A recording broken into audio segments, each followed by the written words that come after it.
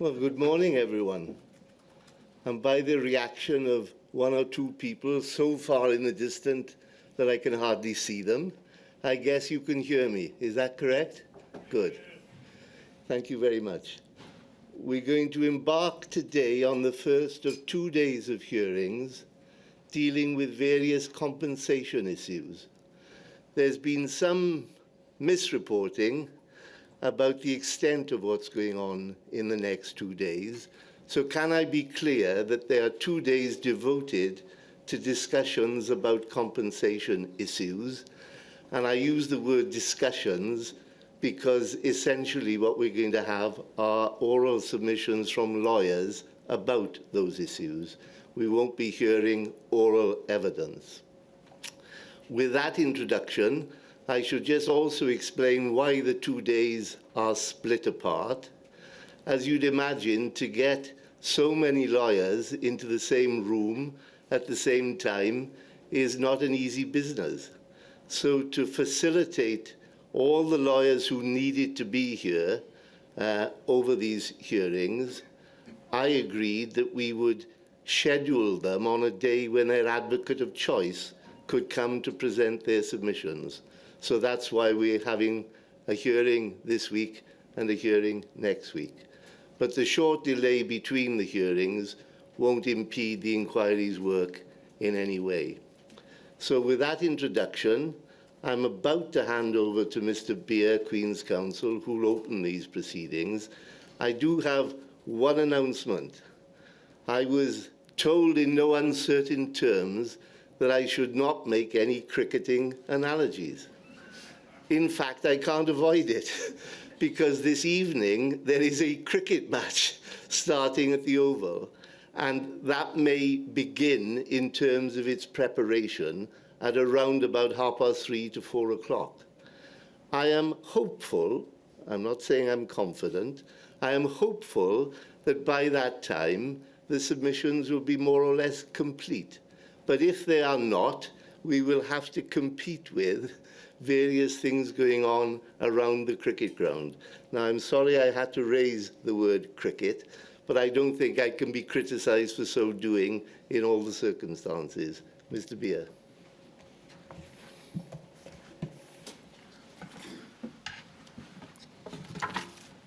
Thank you very much, sir. As you said, this is the hearing of submissions by core participants on the issues arising from the payment or non-payment of compensation to sub-postmasters and their families. I appear as your counsel along with Mr. Blake today, and you will hear oral submissions later today in accordance with the timetable that you've published from Ms. Gallifant, Queen's Counsel, on behalf of Post Office Limited, from Mr. Mertens on behalf of UK Government Investments, and from Mr. Steen, Queen's Counsel, on behalf of those core participants represented by Howe & Co solicitors. Your terms of reference require you, amongst other things, to assess whether the commitments made by Post Office Limited within the mediation settlement, including the historical shortfall scheme, have been properly delivered. The reference there to the mediation settlement is a reference to the settlement deed of the 10th of December 2019. You had originally planned to address this issue in phase 5 of your inquiry, which is concerned with, amongst other things, redress, access to justice, the complaint review and mediation scheme, responding to the scandal, and compensation schemes. And in our concluded list of issues, we had isolated the following issues in particular for consideration within phase 5 of the inquiry. Issue 182, to what extent, if at all, has Post Office Limited properly delivered upon the commitments which it made in the mediation settlement to make improvements in its relationships with sub-postmasters and to bring finality to all outstanding issues in respect of historic shortfalls via the historic shortfall scheme. 183, to what extent, if at all, has the creation and implementation of the historic shortfall scheme and the interim compensation scheme provided an adequate means for affected sub-postmasters, managers and assistants to obtain financial redress for wrongs which they have suffered. However, phase 5 of the inquiry is presently scheduled to occur in February and March of next year. In the course of your human impact hearings in London between the 14th and 25th of February, in Cardiff on the 1st and 2nd of March, in Leeds on the 9th and 10th of March, in Glasgow on the 11th and 12th of May, and in Belfast on the 18th and 19th of May, you heard from a number of sub-postmasters and members of their families about the devastating financial consequences that the operation of the Horizon IT system had and is having on them, the financial consequences that civil proceedings brought against them by the Post Office had and is having on them, and the financial consequences that wrongful conviction for criminal offences, including in some cases resulting in imprisonment, had and is having on them. This included significant accounts of penury, precarious financial arrangements, bankruptcies, debt management plans, loss of credit ratings, loans for significant sums of money, and second mortgages, many of which continue to this day. The evidence also touched upon the operation, effectiveness, and speed of past and present compensation schemes offered by the Post Office. In the light of that evidence, you decided that you ought not to wait until early spring of next year to hear the evidence about past and present compensation schemes. As you put it in a public announcement, some of these issues, quote, needed to be addressed sooner rather than later. And so accordingly, on the 9th of May, you announced that you would be conducting these hearings, and thereafter gave directions for the making of written submissions and a timetable for delivering oral submissions from the recognised legal representatives of core participants. In terms of the factual background, although you, sir, know the steps in the long and tortuous chronology which brings us to this point in mid-2022, addressing issues about the payment of compensation to wrong sub-postmasters, there may be those listening or watching the proceedings that do not. And therefore, with your permission, I should like to spend a little time detailing some of the background which brings us to this point today. For present purposes, it is sufficient to begin with the litigation that commenced in 2017 between Mr. Alan Bates and 554 other claimants against Post Office Limited, which is known as the group litigation. That is because it proceeded under a group litigation order, or a GLO.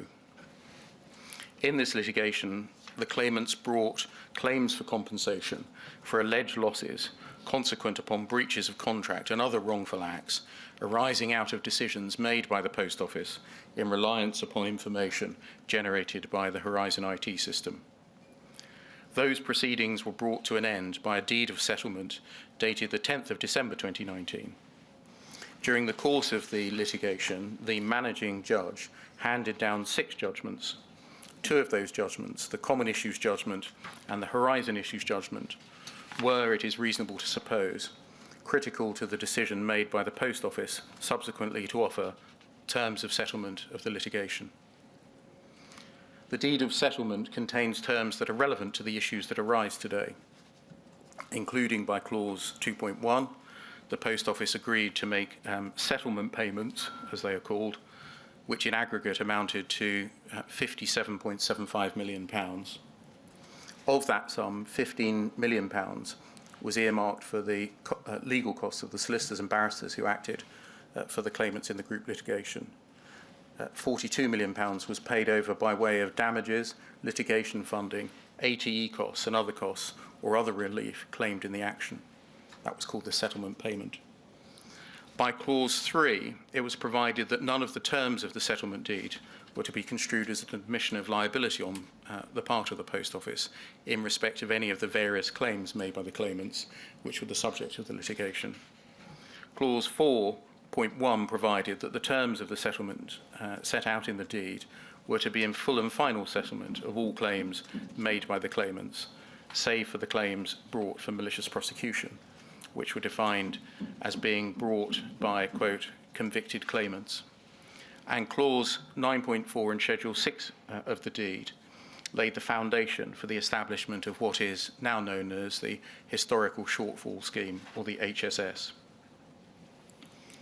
Approximately £10.5 million of the £42 million set aside as the settlement payment was shared between the GLO claimants as compensation for the losses which they claimed in the litigation. A very substantial proportion of the settlement payment was therefore swallowed up in litigation funding and other costs. Accordingly, most, if not all, of the claimants received a sum by way of compensation, which was substantially less than the alleged losses which they had claimed in the group litigation. Pursuant to the deed, the Historical Shortfall Scheme was established in 2020. It is a remediation scheme. Under its terms, none of the claimants who had been party to the group litigation were eligible to seek compensation under the scheme. The HSS was and is intended to benefit all of those sub-postmasters who suffered loss as a consequence of Horizon, but who were not a party to the group litigation. The scheme secondly identifies a number of principles upon which compensation under it must be assessed. And thirdly, the scheme includes detailed provisions, dispute resolution procedures, for resolving how claims should be determined in the event that an applicant and the post office cannot agree upon the compensation which should be awarded. The scheme finally closed on the 20th of November 2020. If you turn up in your bundle, sir, tab 17, and there'll be an update to these in a moment.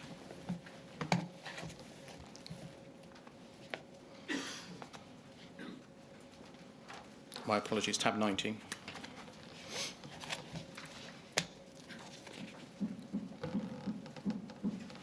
You should see figures published on the 7th of June 2020. Sorry, Mr. Beard, is that occasional banging disturbing you? Because if so, I'll try and get something done about it. Moderately. Someone's going to try and suggest that they should bang when we're having a break. Yes. Thank you very much. I see somebody leaving from the back. Very kind of you, sir. You'll see that at the foot of page 302, as at the 7th of June,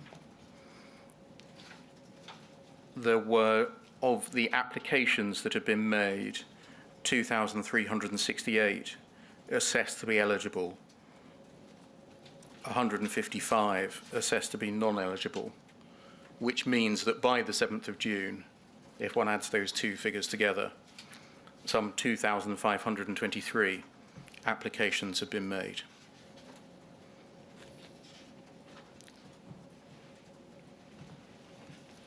So scheme closed 27th of November 2020. By June 2022, 2,523 applications made. On the 21st of July 2021, the Secretary of State for Business, Energy and Industrial Strategy announced that funds would be made available to the Post Office so that interim payments of compensation of up to £100,000 per person could be paid to sub-postmasters whose convictions for dishonesty offences had been quashed. That announcement was made in a statement in Parliament. The announcement was followed up by a press release the next day, which we have in your tab 8A of the bundle.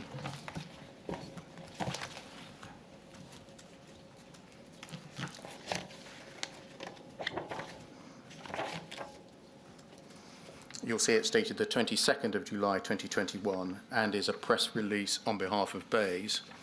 And it's the second page of that, page 217, to which I should draw attention under the heading Additional Information.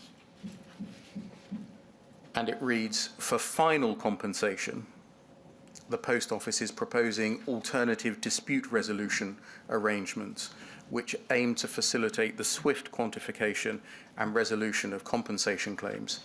However, interim payments announced today do not prevent people from bringing civil claims through the courts.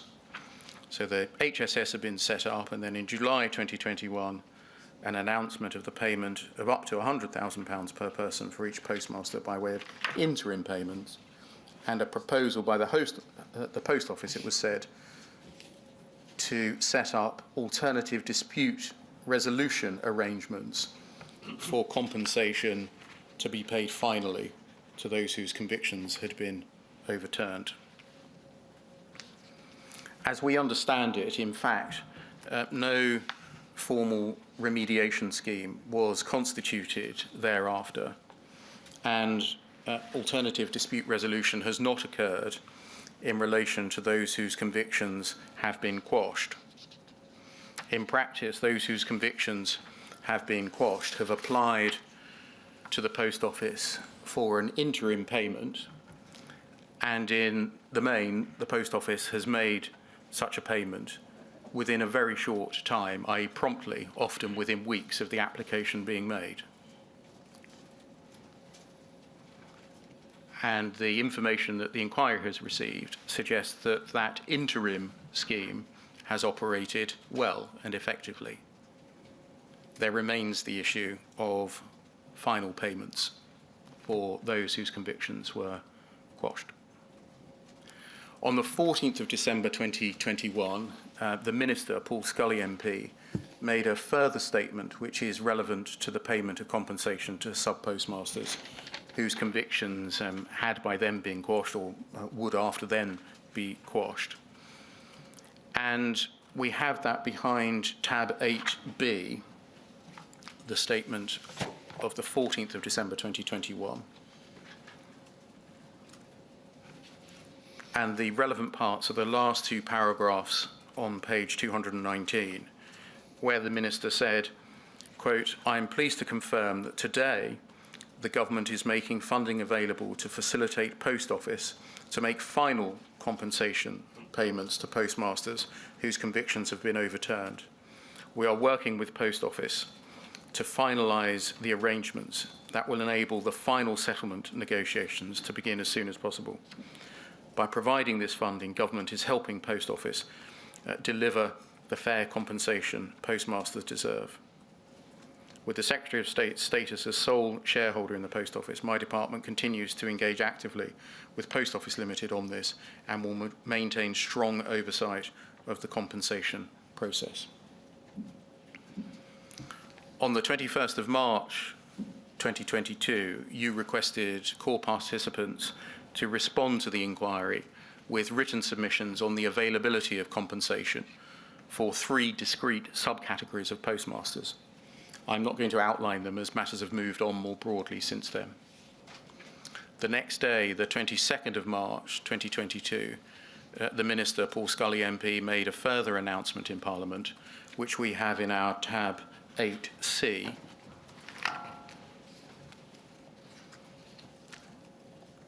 The relevant part of which is in the second paragraph, where he said, quote, "The government has long considered unfair the unequal treatment received by members of the GLO and their non-GLO peers.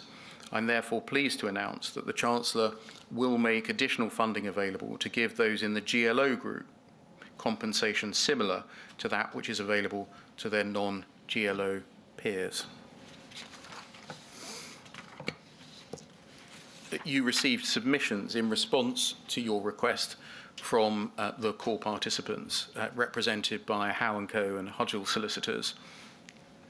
And on the 9th of May 2022, you issued a preliminary view in relation to compensation schemes for sub-postmasters. On the 30th of June 2022, so 7 days ago, the Minister, Mr. Scully, made a further statement to the House, and you have that behind your tab 8D. I'm not going to read it all out. The main elements of it were, firstly, in relation to the GLO claimants. He said, firstly, that the government intended to make interim payments of compensation to eligible members of the GLO cohort who were not already covered by another scheme totaling £19.5 million. Secondly, he said that the government was working towards delivering a final compensation scheme for the GLO claimants and would be appointing Freeth's solicitors to assess the data and methodology that they had developed in relation to the 2019 settlement. Third, that members of the GLO group would be able also to claim reasonable legal fees as part of their participation in the final compensation scheme. And then secondly, in relation to those whose convictions had been quashed, the Minister announced that a number of sub-postmasters had agreed to refer the issue of non-pecuniary damages to a process of early neutral evaluation to be conducted by Lord Dyson. So your request to core participants invited submissions on 12 issues, and they're set out in tab 2 of your bundle, which I'd invite you to turn up.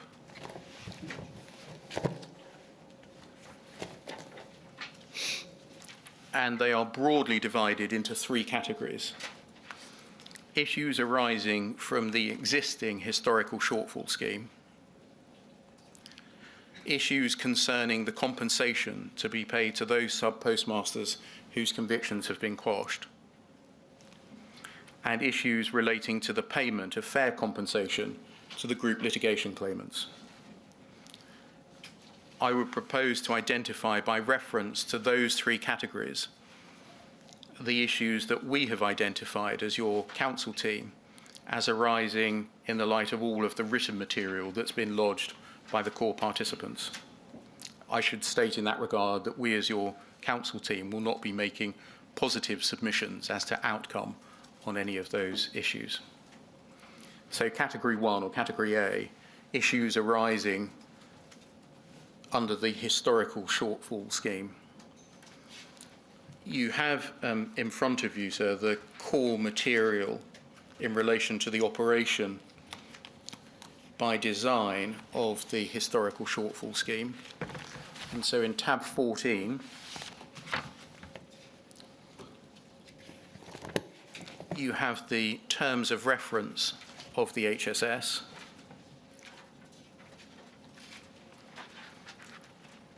In tab 15, you have the terms of reference for the independent advisory panel to the historical shortfall scheme.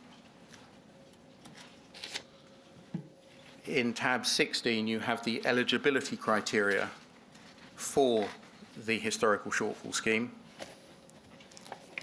In tab 17, you have a document called Consequential Loss Principles and Guidance for the historical shortfall scheme.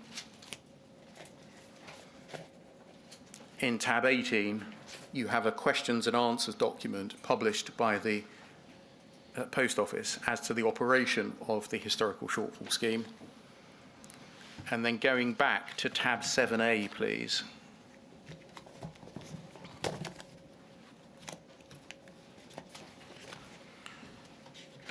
You have 2 versions of application forms under the historical shortfall scheme. And so from page 188 to 194, you have the version that was extant from May 2020. And then from 195 to 202, you have the version that was extant from June 2020. So that's the underlying material. It seems to us that the 4 issues which you previously identified in your document asking for submissions remain fit for consideration by you, along with an additional issue identified by core participants. I will describe the 4 issues previously identified and fill them out a little by reference to the submissions, and then turn to the additional issue and do the same.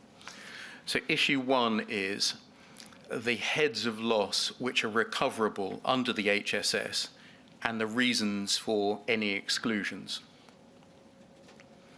That on its face raises 2 separate issues: the heads of recoverable loss and reasons for exclusions from the scheme.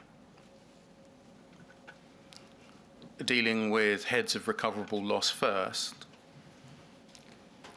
you will have seen that despite its name, which suggests that the focus of attention is shortfalls, the HSS in fact allows, in principle, the payment by the Post Office of much wider classes of compensation than the simple repayment of sums of money wrongfully taken by the Post Office from sub-postmasters, or wrongly paid by sub-postmasters to the Post Office, or sums of money wrongly treated by the Post Office as owing by sub-postmasters. That it includes, in principle, the payment of much wider classes of compensation is not clear from the terms of reference of the scheme at tab 14, which only refer to shortfalls, or the eligibility criteria at tab 16, which again only refer to shortfalls. However, it's clear from the terms of reference of the HSS Independent Advisory Panel at tab 15 that the scheme does permit the payment of consequential losses. And if I could invite you to turn that up, please. Tab 15 at page 285.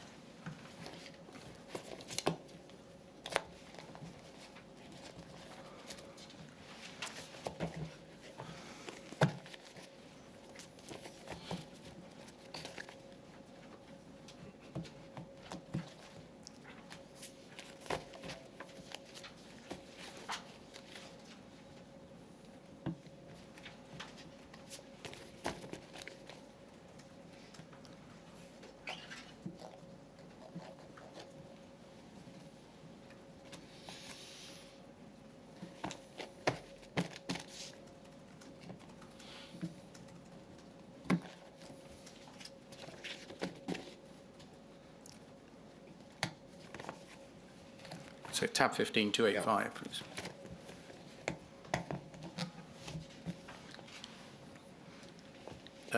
If one looks at paragraph 4A of the terms of reference for the Independent Advisory Panel, consequential losses are defined to mean financial or non-financial losses that are not shortfall losses. Shortfall losses being defined by paragraph 4D. And then perhaps more significantly, it's also clear from the consequential loss principles and guidance at tab 17 that such consequential losses are in principle recoverable. One can see that from paragraph 1.3, but more significantly from paragraphs 5.1 to 5.10 between pages 291 to 295. And one can just scan the headings there, which include claims for loss of earnings, loss of profit, loss of property, loss of opportunity or loss of chance, penalties and increased costs of financing, bankruptcy and insolvency, legal and professional fees, stigma and damage to reputation, and personal injury or harassment. That a wide range, a very broad spectrum of losses are in principle recoverable, providing that they have been caused as a direct consequence of the horizon shortfall loss that is claimed. So it seems from those documents that the issues which may arise are not ones of principle or theory or drafting in relation to the terms of the HSS, but at a more practical level as to whether the operation of the scheme on the ground is such that sub-postmasters are put in the best position possible to recover such consequential losses under the HSS. Aside from the provision of legal assistance to make and pursue claims under the HSS, an issue that I'll address in a moment, the other issues which appear to arise include the following. Both Howe & Co. and Hudgell solicitors, who represent the vast majority of sub-postmasters in this inquiry, state in their submissions that in their experience, when applications have been made under the HSS by sub-postmasters themselves, heads of loss, especially these consequential losses, have been routinely missed from the applications, often meaning that significant sums of money to which the sub-postmasters are in principle entitled have been left out. If that is right, you may wish to consider what it is about the way in which the scheme is operated that has caused such a result. At one point... And when you say it's missed out, if that's the phrase you used, Yes. you mean it was never included in the application form? Yes. Fine. One point that's made firstly is whether the application form itself was designed in a way which actively encouraged sub-postmasters to pursue these claims for consequential losses, or whether, like the terms of reference and the eligibility criteria, the focus is on shortfalls.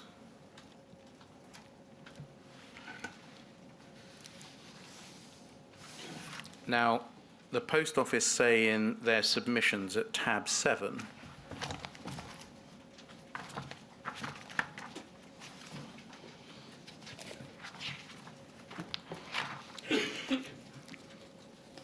at page 172 to 173,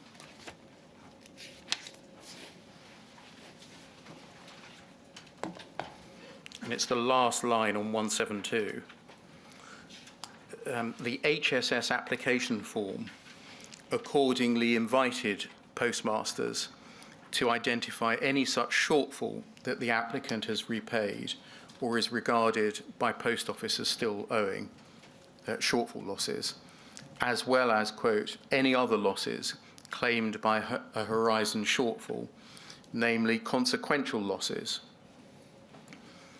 And a cross-reference in footnote 7 is given to the consequential loss principles and guidance document.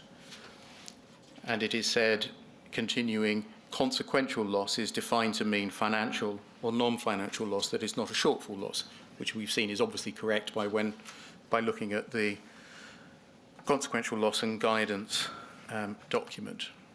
Sorry, consequential loss principles and guidance document. If we turn up the application form, which is the next tab, using the May 2020 version, there's no material difference between the May and the June version in this regard. You'll see from page 190 a series of boxes for an applicant to complete. And on the second page, on page 191, under the heading Shortfalls, the applicant is presented with the following statement. For each shortfall in respect of which you are applying, please specify. And then there are 6 sub-paragraphs setting out the information that is to be given in relation to the shortfall. And then question 20 also relates to shortfalls. Question 21 is about whether there had been an audit into the relevant branch. Question 22 concerns whether there was any other investigation into the shortfall. Question 23 is whether action was taken by the Post Office as a result of the alleged shortfall. And then question 24 does ask the broad question, quote, have you experienced any other losses that are directly related to the alleged shortfalls in respect of which you would like to claim? If yes, please provide the following details for each alleged loss.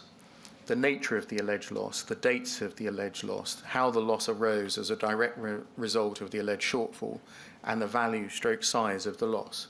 And then there's a little box for a person to include that information. You may wish to consider whether that single question, not mentioning consequential losses, not mentioning the consequential loss principles and guidance, has led to the issue that both Howe & Co and Hudgell solicitors have raised. And if so, what is to be done about it? The second issue is whether the facility within the scheme for a payment to a sub-postmaster in the interests of fairness, even though they cannot discharge the burden of proving on the balance of probabilities that they have suffered a loss, is in fact operating in practice as a sufficient mechanism to ensure that sub-postmasters are properly compensated. We can see the operation of that facility, the fairness principle, written into the scheme in a number of places. And can I invite you to turn up tab 17, please, which is the consequential loss principles and guidance document.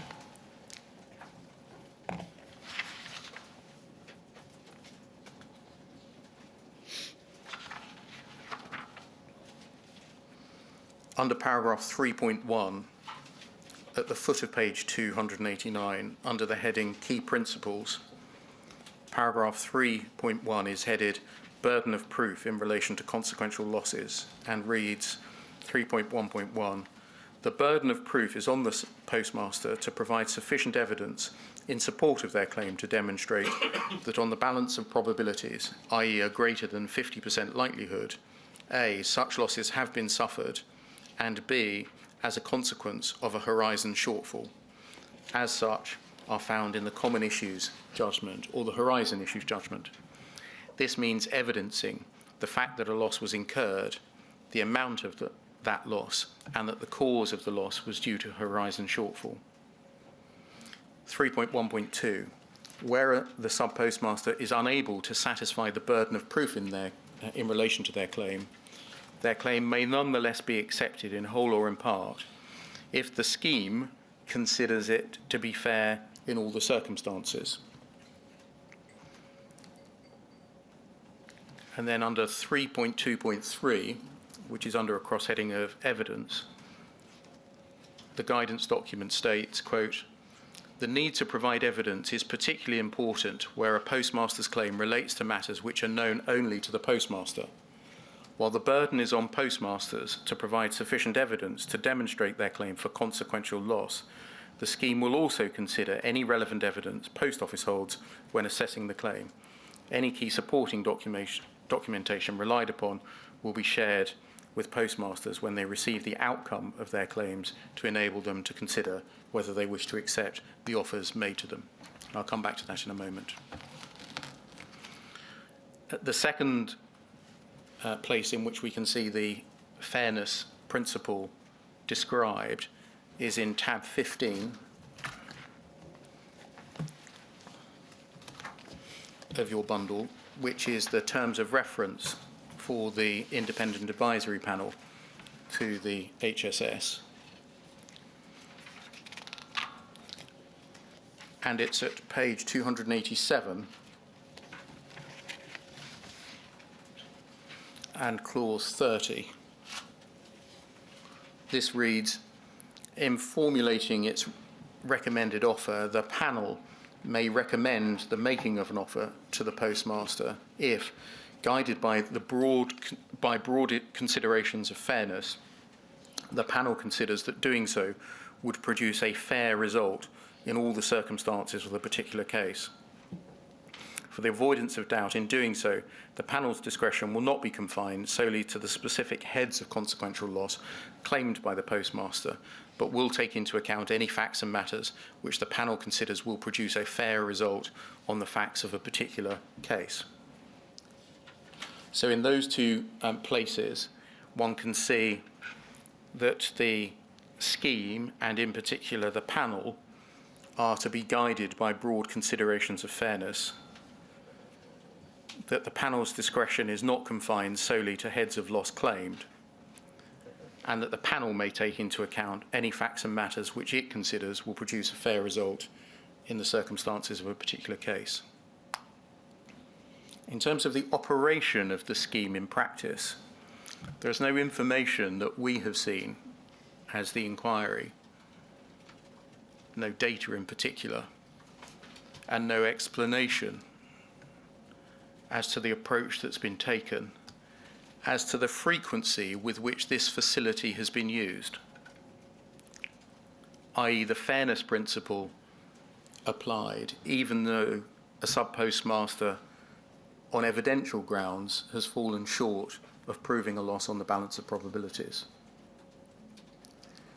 nor whether there are any examples of the initiative in fact having come from the panel to award a sum outside a class of loss, a consequential loss claimed by the sub-postmaster, i.e. where the panel has taken the initiative and suggested to a sub-postmaster, it appears on the facts that you have presented that there is a category of loss, or there are broader categories of loss that you ought to have claimed, you should do so.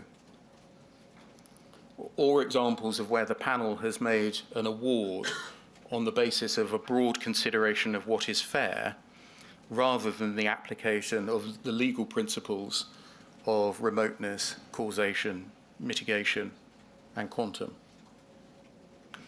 And so the question which arises is whether this fairness facility is operating in practice in circumstances where, for the reasons described by the sub-postmasters, it's very likely that a high number of them have not retained records from a decade or 2 decades ago that are necessary to prove to the relevant standard the losses that they have suffered.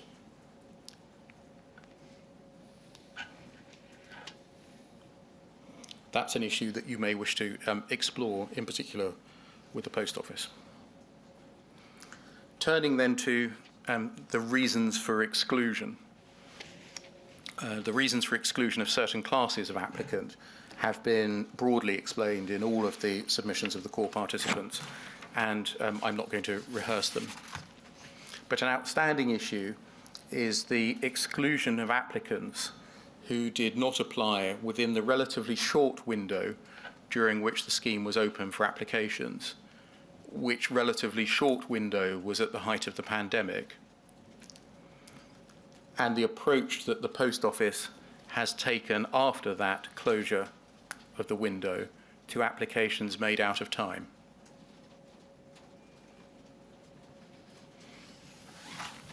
You will see in tab 7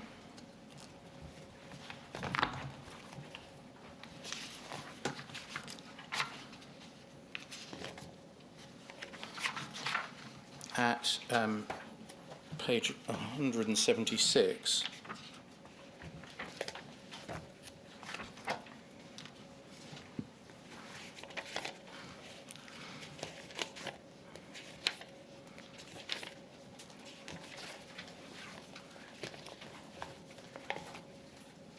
at paragraph 23, this is the Post Office submissions. The Post Office say the scheme was initially open to applications from the 1st of May to the 14th of August 2020, this deadline was subsequently extended by 15 weeks to the 27th of November 2020 in order to enable further applicants to apply following an amendment to the scheme's eligibility criteria, as well as to accommodate difficulties in making applications due to the COVID-19 pandemic. And then this, since closure of the scheme to applications, Post Office has received in excess of 170 applications to date, all of which Post Office is actively considering how best to address.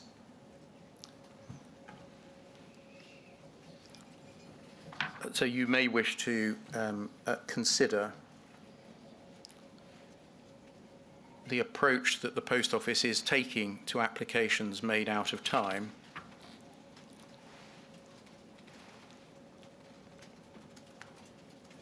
and whether that statement, which is we're still thinking about it, is adequate in the circumstances.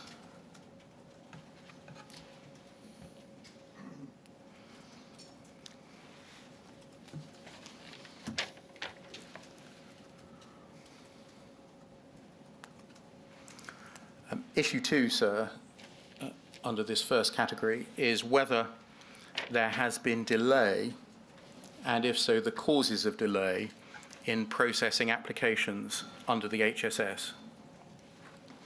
As we've said, after the 15-week extension period to the 27th of November 2020, the scheme was closed.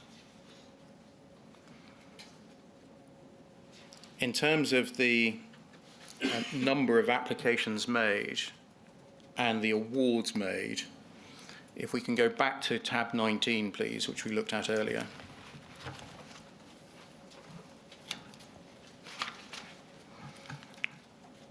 Tab 19.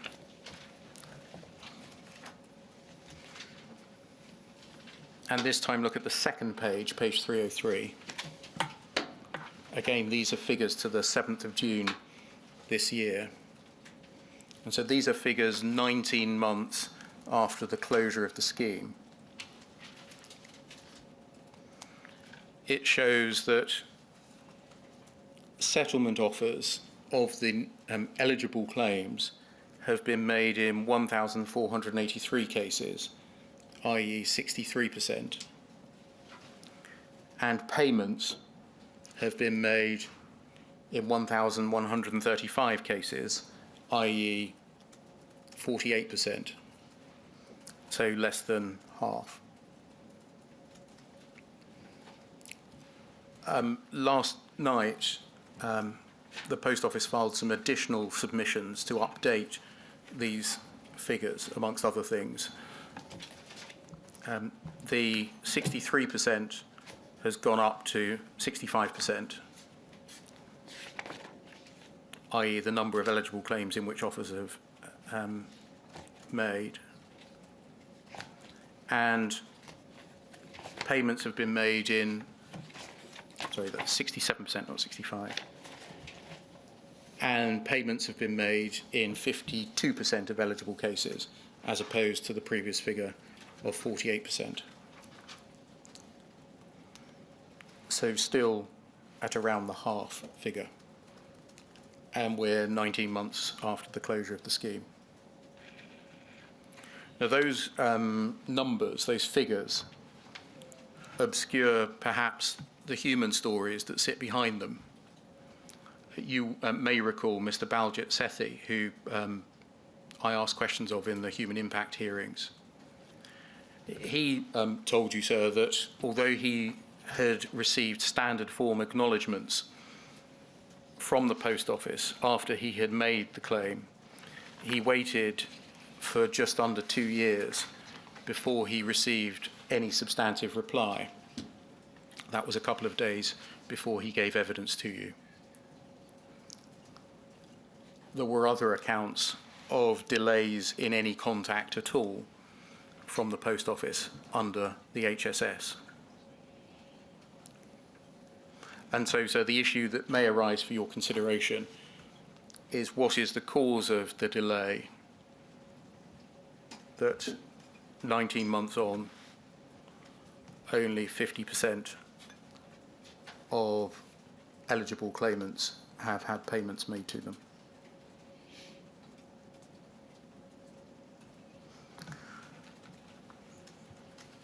So issue 3 is the provision which has been made for applicants to obtain independent legal advice in respect of their claims under the HSS and whether it has been adequate. So you know that the scheme makes provision for the payment of a figure of either £400 or £1,200 in respect of legal fees. That figure is dependent on whether the Post Office offers to pay the claim in full, in which case the former figure is paid, or whether it does not, in which case the latter figure may be paid. The scheme makes no provision for any other forms of assistance, for example, fees for medical evidence to be obtained to support a claim for consequential losses, or forensic accountancy services, again, to prove on the balance of probabilities that losses which are consequential on a shortfall have been suffered. You may wish to consider whether this approach is adequate in circumstances where, firstly, the nature of the consequential losses claimed are in many instances likely to be complex, where the scheme, secondly, requires losses to be evidenced by a range of contemporaneous and other documentary material which a layperson may not be used to collecting, organising and presenting. Where thirdly, the scheme self-evidently applies legal concepts such as remoteness, causation, mitigation and quantum that may be unfamiliar to lay people. Where fourthly, further difficult issues may arise in claims that arise following bankruptcy, where the trustee in bankruptcy must be involved, and the consequential losses that are properly recoverable may be complex. Where fifthly, tax advice is likely to be necessary in relation to different elements of payments made under the scheme. No provision is made for the payment of legal costs when the dispute resolution procedure within the scheme is triggered, including where a good faith meeting is required or if the case goes to mediation. The point has been made by the sub-postmasters that, by contrast, the Post Office has appointed a law firm to operate the scheme on its behalf and to prepare the analysis, which is then passed to the independent advisory panel, i.e. which appears to form the basis of the material on which the independent advisory panel makes its decisions. In its submissions of last night, the Post Office stated that it has contributed to the legal costs of 45 applicants. If that's correct, that means that it has made a contribution in 45 out of 1,242 cases in which the payments have been made, a tiny proportion. It follows that no payments have been made in some 1,100 or so of the cases, so 1,200 of the cases in which compensation payments have been made. In the same submissions, the Post Office says that it's currently considering whether contributions to legal fees or other professional costs can be made available, and that it will update the inquiry in due course. You may wish to consider whether that's satisfactory in circumstances where the scheme has been operating for 2 years, and according to the Post Office figures, half of the eligible applicants have already been paid a sum of money, and only 45 of them have had their legal fees paid. Issue 4 is the provision which has been made for interim payments pending completion of the procedures under the HSS. You will have seen that Hudgell and Co. suggests that the Post Office has refused to make interim payments under the HSS in respect of losses which are agreed whilst other species of loss are investigated, and that Howe & Co. have suggested that the making of an interim payment under the scheme, such as the HSS, ought not to be seen as controversial or novel, but instead the norm. You may wish to consider whether this approach of generally not making interim payments under the HSS has placed pressure on sub-postmasters to accept early payments at undervalues, or instead hold out for the possibility of a higher payment. If we go to tab 7 again, the Post Office submissions, at page 182,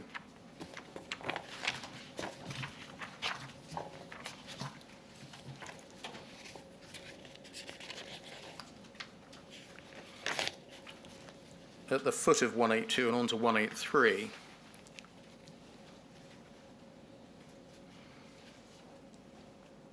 it is said, as noted in some previous submissions, payments have been made on an interim basis prior to a final offer of compensation to those applicants to the HSS whom Post Office understood to be in difficult circumstances, who could be irredeemably impacted by the time necessary fully to assess their claim and make a fair offer.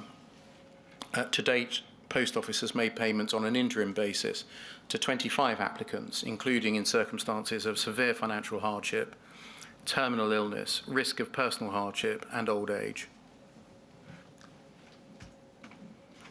So interim payments made in 25 cases, and you'll recall that as of the 7th of June, 1,482 offers of settlement have been made. So interim payments in about 1.6, 1.7% of cases. So there appears to be a difference of desire or of approach here.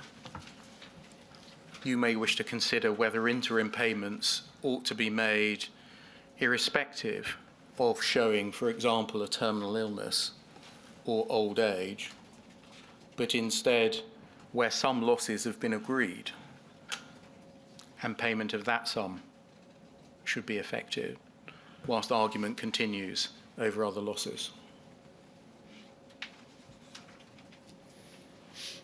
So those are the 4 issues that arise under the first category.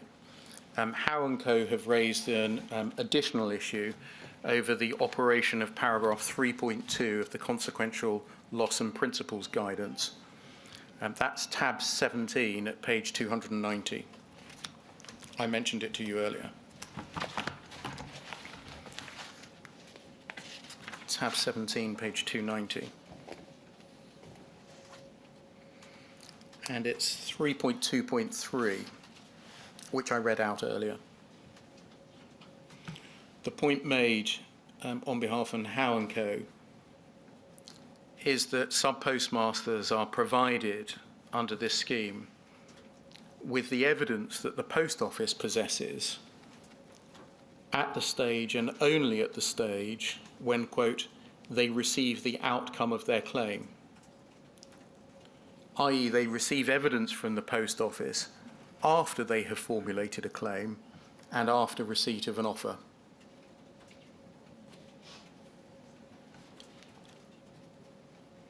So the burden is on the postmaster to prove his or her claim without the material that the Post Office itself possesses. It's suggested by Howe & Co. that such material as the Post Office possesses, as is relevant to the claim that's made, ought to be disclosed at the outset, or at least in the course of the process, and not at its end.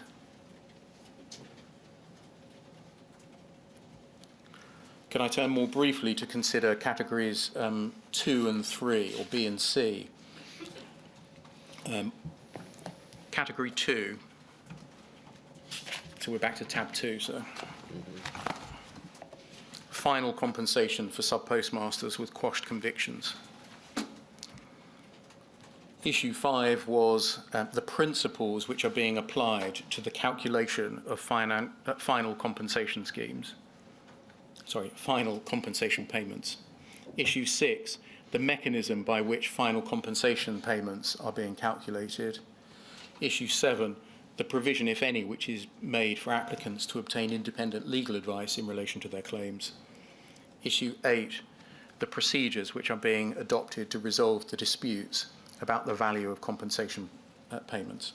This is all about sub-postmasters who've had their convictions quashed. These issues do not address the question of interim payments, and that's deliberately so. That's because, as I've mentioned already, the payment of sums of money to sub-postmasters in this category of claim appear on the information received by the inquiry largely to have worked well, with such payments generally being made promptly. In their May submissions, the Post Office noted that of the 73 men and women whose convictions had been quashed, 69 had applied for interim payments, and such payments had been made by the Post Office in 66 of them. The questions that we have instead raised relate to final payments. That's what questions 5 to 8 relate to. And the collective answer to all of those questions is that there is no formal mechanism or scheme to value claims or to administer claims. Instead, the claims are being pursued through pre-action correspondence in the hope that they will be resolved without recourse to yet further litigation. It's been said in the submissions both by Bayes and the Post Office that the absence of a formal mechanism or scheme was at the express request of the sub-postmasters themselves. Certainly in the submissions of Hodgell & Co., there is no request for such a scheme to be set up. Instead, the Hodgell & Co. submissions to you focus on the merits of their client's claim for certain losses, a matter which I anticipate you will not wish to address, the individual substantive merits of the claims made. However, there has been a further development in that a number of sub-postmasters represented by Hodgell & Co. have agreed that the issue of non-pecuniary losses, which it is said was causing a particular difficulty to assess and to agree, should be referred to early neutral evaluation, a process by which a valuer who is respected expresses a non-binding conclusion, a non-binding view on the likely outcome were the matter before him or her to proceed to court.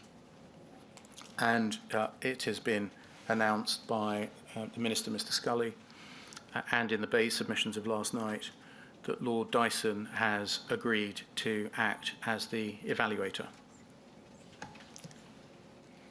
And so, rather than looking individually at issues... Sorry, Mr. Beard, did you say Bayes submissions of last night? No, I meant Post Office submissions of last night. I thought you were in advance of me, that's all. No. No, the Post Office submissions of 8:59 p.m. last night. I know we all work late, but I was thinking, when could they have come? Yes. So the issue, rather than individually looking at points 5, 6, 7 and 8, that you may wish to explore, in particular with counsel for the Hodgell & Co. core participants, who represent, it seems, 62 of these claimants, i.e. the vast majority of them, is whether they are content for the current approach to continue.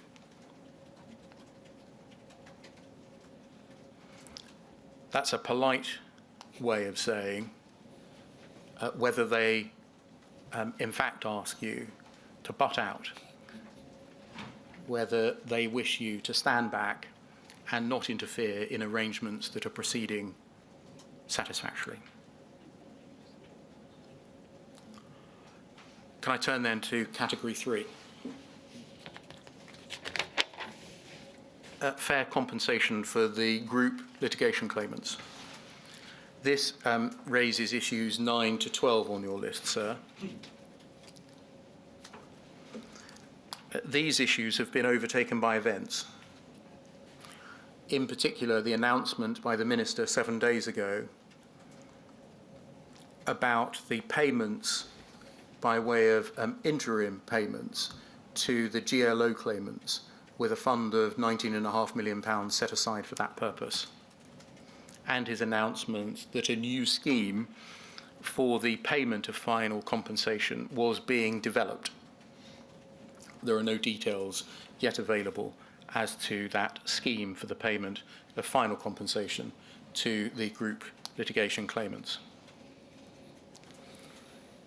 It seems to us that the issues which may arise include whether the voice of all of the GLO claimants is being heard and fairly represented in the development of a scheme to administer payments, both interim and final, for the group litigation claimants.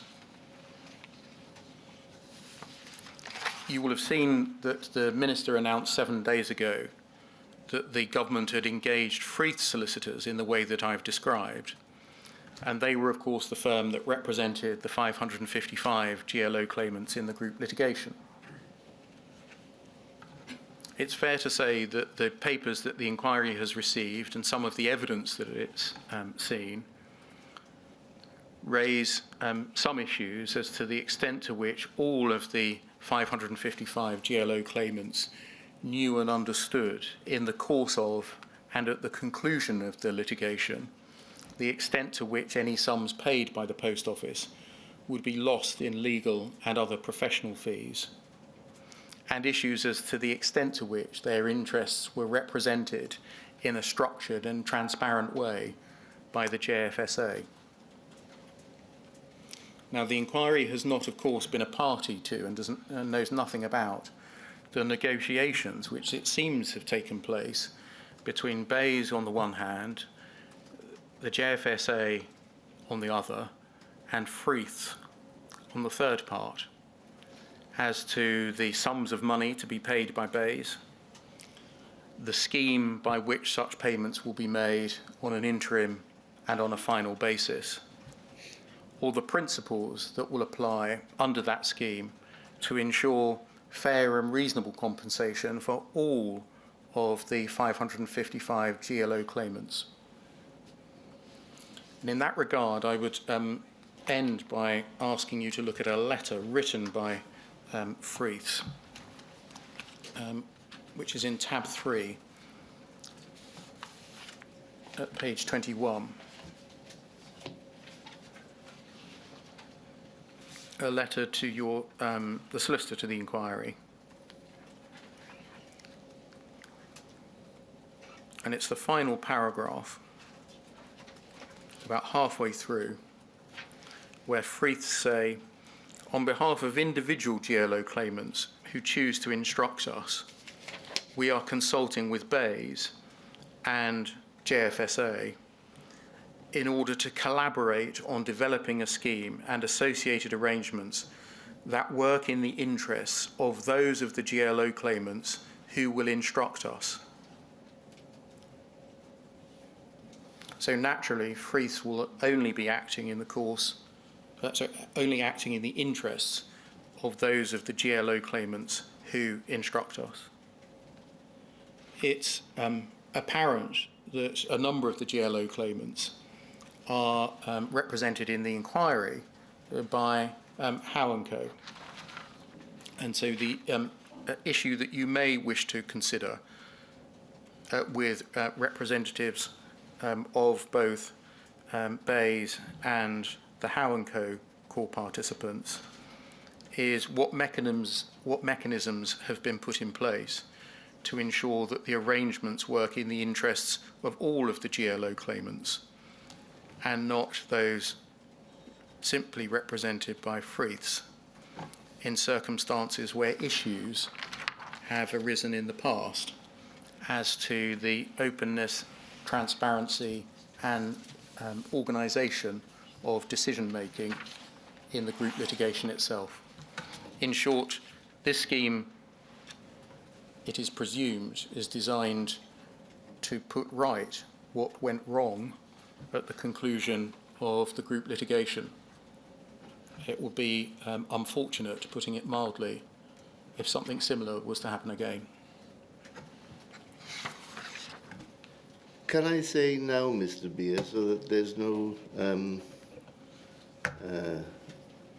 misunderstanding about what's in my mind, that sentence that you just focused on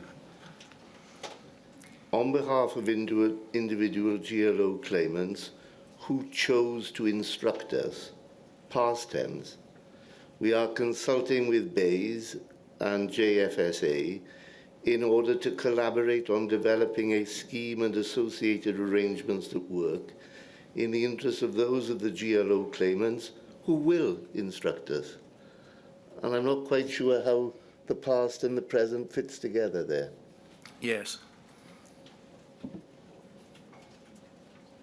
In particular, where the I'm not asking you to answer, I'm just throwing it out so that that puzzle in my mind can be pondered on by those who may know the answer.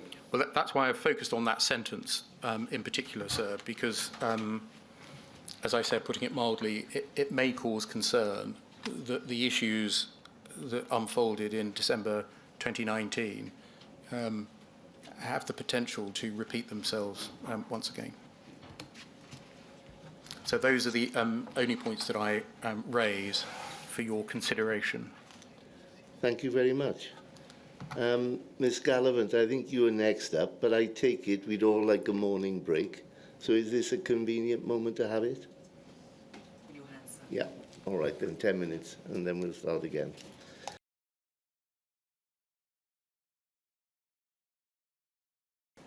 Before I ask Ms. Gallivant to make her submissions, I appreciate that there's a large number of people here, and when we have a break, it's very tempting to have a chat with people. Let me tell you a story about a crusty old judge who used to walk into court dead on the appointed time, regardless of who was there. On one occasion, I wasn't there and got a rocket. So from now on, if you want to have a chat outside, please do, but I'm going to carry on without you, all right? Ms. Galliford.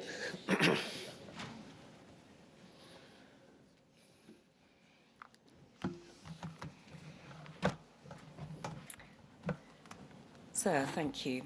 I'd like to state at the outset that Post Office is grateful for the opportunity to make both written and oral submissions on the issues you identified in your invitation of the 10th of May, as well as oral submissions on the matter set out in your provisional view on compensation issues relating to prosecuted sub-postmasters of the 9th of May of this year. We are conscious that so far as your invitation of the 10th of May is concerned, these hearings are only intended to cover points that you considered should be addressed sooner rather than later, and are not intended as a substitute for the full hearing on the issues of financial and other sorts of redress, which fall within Phase 5 of the inquiry's work, currently scheduled to take place next spring. In these circumstances in particular, we have not treated today's hearing as the appropriate point for Post Office to make its opening statement generally, which we look forward to making at the beginning of Phase 2 in September. So far as the content of our submissions today are concerned, could I make 3 preliminary points? First, in line with the position adopted in our written submissions, we will primarily be focusing on the specific questions asked by you, rather than other issues which may be raised in due course. Secondly, in line with the indication in your statement of the 30th of June of this year, we will be taking the opportunity to highlight the aspects of the written submissions made on behalf of other organisations and persons with which we agree or disagree, and seeking to explain the reasons for any disagreement. Thirdly, as we expect you'll have anticipated from our own written submissions, we intend to focus on sections A and B of your invitation, that is, questions 1 to 8, and leave section C to the Secretary of State for BAYS to address in due course. Can I start then with section A and the historical shortfall scheme? Before I address the particular questions, can I just make clear that we had not ourselves understood or anticipated that the first question concerning heads of loss, and which were recoverable or not recoverable, would be read and regarded as covering the rather wider question of the functioning and application of the fairness principle under the scheme, and in particular the use of the provisions under the terms of reference of the independent advisory panel when it comes to its recommendations. We make no criticism in that respect, but we emphasise that is why, sir, you haven't to date received data or analysis on the use of that fairness principle. Now, I can confirm that it is used regularly, and we are happy to assist the inquiry by providing some data and analysis on that issue should it be of assistance. But that is why we haven't done it so far, because we hadn't interpreted that issue in the way that Mr. Beer has indicated it may be read this morning. Can I move on to then the particular question which is asked about recoverable heads of loss? We're grateful to Mr. Beer for introducing in particular the terms of reference of the independent advisory panel and the definitions of shortfall loss and consequential loss. Consequential loss, of course, being there defined as financial or non-financial loss that is not a shortfall loss. Mr. Beer also took you to, sir, the consequential loss principles and guidance and went through at section 5 the non-exhaustive list of the types of loss that can be claimed, assuming they meet the applicable legal tests and noting there that they must be linked clearly back to a horizon shortfall. It's suggested by Mr. Beer that effectively the question as to what is or isn't recoverable by way of a consequential head of loss is pretty much settled, that nothing is ruled out. At the risk of perhaps raising questions that no longer arise, can I just address a couple of points that are made in the written submissions of other core participants? The first is in relation to expert advice, and it's suggested by Howe & Co. that the heads of loss under the guidance are deficient in that there's no provision to obtain expert guidance to support or quantify claims under the heads set out in the guidance. We'd make 4 points in response. This is a point raised in relation to heads of loss. The first is that the guidance itself, and we say rightly, expressly delineates, so for your note that's paragraph 5.8.1, and because the guidance itself is tab 17, I don't suggest, so you need to turn it up, but it delineates between a claim for legal or professional fees incurred in relation to dealing with a horizon shortfall at the time, which may be recoverable as loss under the terms of the scheme, and any legal and professional fees incurred by a postmaster in bringing an application to the scheme. We say that simply reflects the position in line with civil proceedings generally, which is that the costs associated with the bringing or making of an application or claim are treated separately to actual losses flowing from a relevant breach of contract or breach of duty that's relied upon on which the claim is founded. The second point we make in this context in relation to expert advice is that every case will be assessed by 3 members of the independent advisory panel, comprising 1 legal specialist, 1 forensic accounting specialist, and 1 retail specialist. There is therefore a very significant degree of expertise already built into the process. Thirdly, where a panel considers that it requires expert assistance in order to make a recommendation, it may recommend to Post Office that such assistance be obtained at Post Office's cost. That's paragraph 27 of the Independent Advisory Panel's terms of reference. That's, sir, for your note, page 286 in the bundle for today.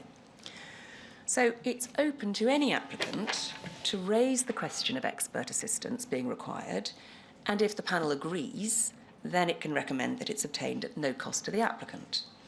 So it would be unnecessary for such an applicant in those circumstances themselves to bring any claim or seek any reimbursement of any such expenses. It would be Post Office who would be footing the bill in that case.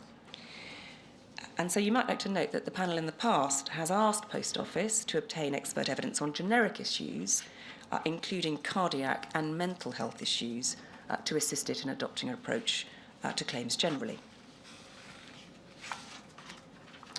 The fourth point I make in this context is that the panel's terms of reference also provide, and so you've already been taken to this provision at section 35, in relation to personal injury claims, where insufficient evidence has been provided for a claim to succeed without further medical and/or expert evidence, the panel may nevertheless recommend the making of an offer to the postmaster which the panel considers fair. Now, this provision is designed to be advantageous to an applicant. It enables an applicant who isn't potentially able to obtain expert evidence to prove and support their claim, nevertheless, to obtain a recommendation from the panel on the basis of fairness.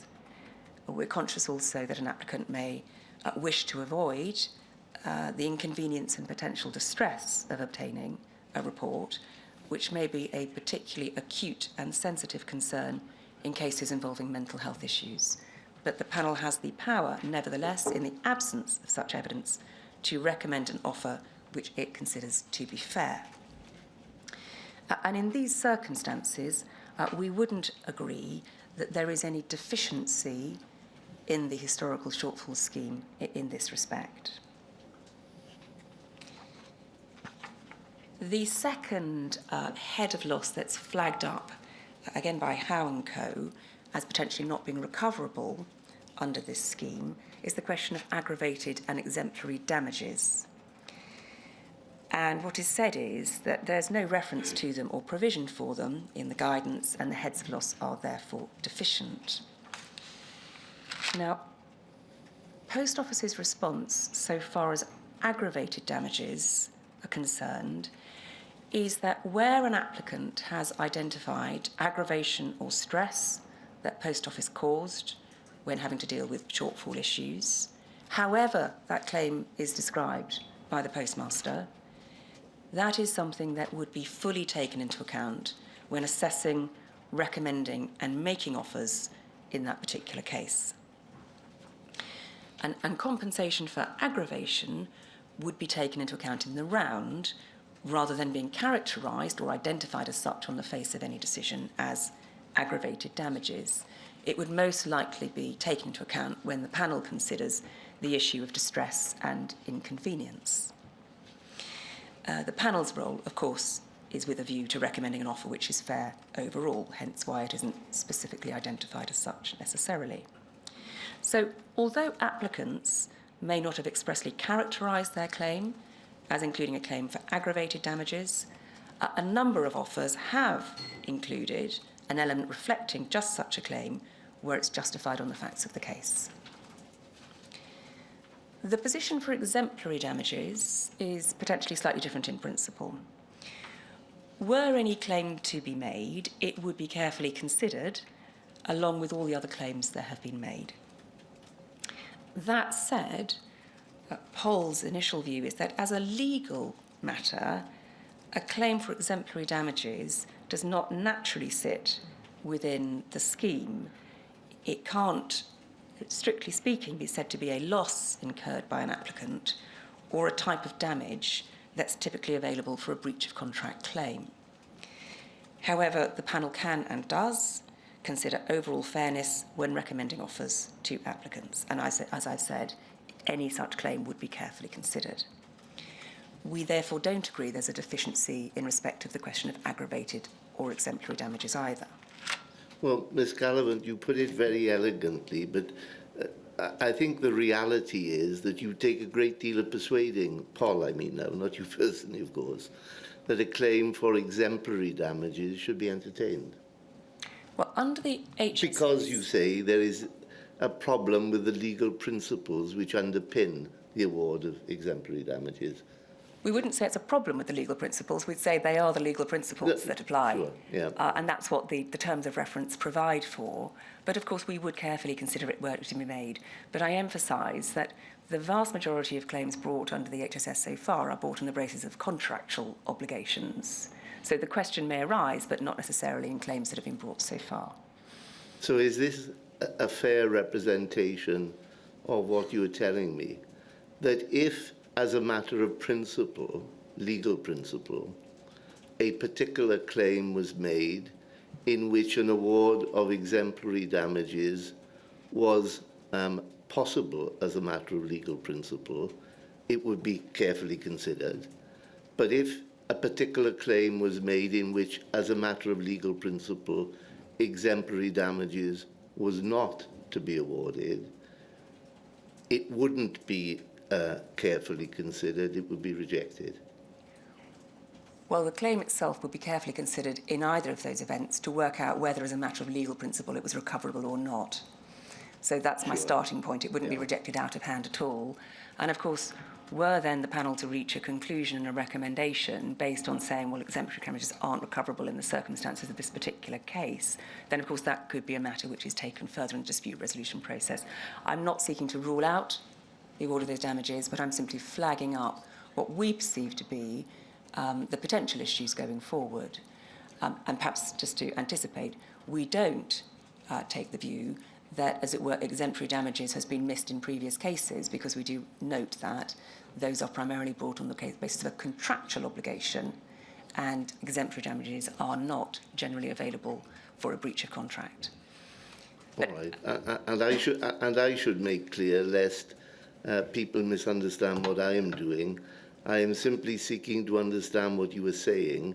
I recognise the limits of my terms of reference. Everyone should understand that. Thank you, sir. So can I move on to another category of loss which it's suggested isn't covered, which is third-party losses. Again, Howe & Co have suggested that the heads of loss should reflect suffering caused to children and family members and others in caring roles. Can I emphasise that the panel has throughout sought to take an applicant-friendly approach to compensation, including for this issue.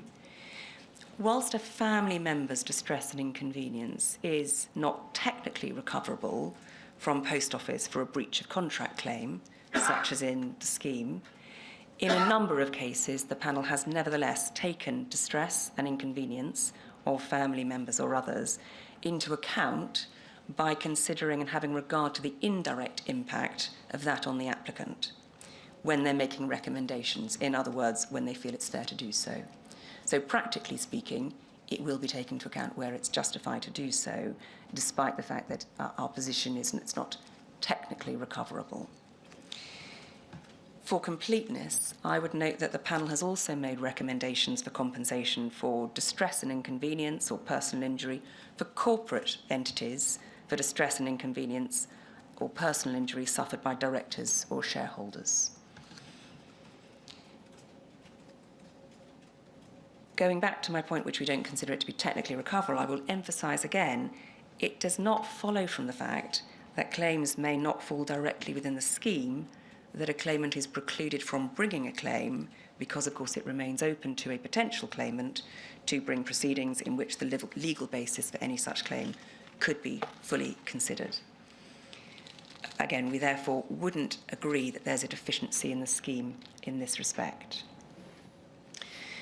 Those 3 points are, in our view, as it were, the core points raised by other core participants on the question of heads of loss themselves and what is or isn't recoverable.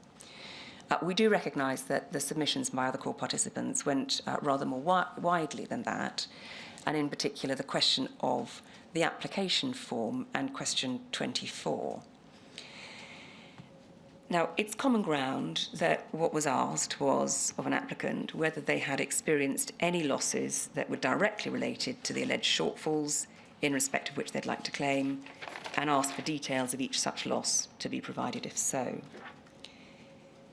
Mr. Beer noted that it doesn't there refer to consequential losses. Indeed, it doesn't, and we'd say that the reason for that is simply because this form was designed and anticipated to be completed by laypersons rather than having to require explanation or advice from a lawyer in order to understand the meaning of consequential losses. So the description of losses directly related to the alleged shortfalls, we say, is adequate in all the circumstances. A suggestion is made by Hudgels that this question was, as they put it, potentially misleading because it didn't signpost applicants to any of the examples set out in the guidance. We don't accept the form was misleading on this or any basis. It was designed to strike a balance between being comprehensive and being capable of being used by laypersons. Now, the guidance was introduced on the 1st of October 2020, at which point Post Office wrote to all applicants to the scheme at that stage to communicate that update and the availability of the guidance. Post Office also published a press release about the guidance and published it on the scheme website. So any applicants who hadn't applied by that point would be made aware of it from the website itself. So we don't say there is any fault or deficiency in not signposting the guidance in the application form. And sir, as you've heard from Mr. Beer, the application forms, of course, predate the guidance. But Poll took all reasonable and appropriate steps to flag up the existence of the guidance to applicants and potential applicants. Moreover, of course, and you've been taken to this part of the terms of the reference of the panel as well, they provide that the discretion of the panel in making a recommendation is not confined solely to specific heads of consequential loss claimed by the postmaster, but will take into account any facts and matters which the panel considers will produce a fair result on the facts of a particular case. That's paragraph 30, so you have it at tab 15, page 287.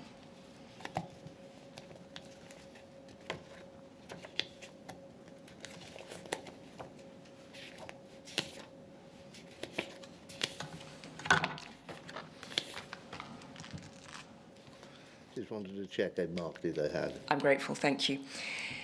We've already set out in our submissions that we put in May for the purpose of these hearings the proactive approach that is taken to assessing consequential loss. And that includes not just a proactive approach by the panel, but a proactive approach by those, as it were, the case managers, by virtue of the very detailed bespoke process for requesting further information.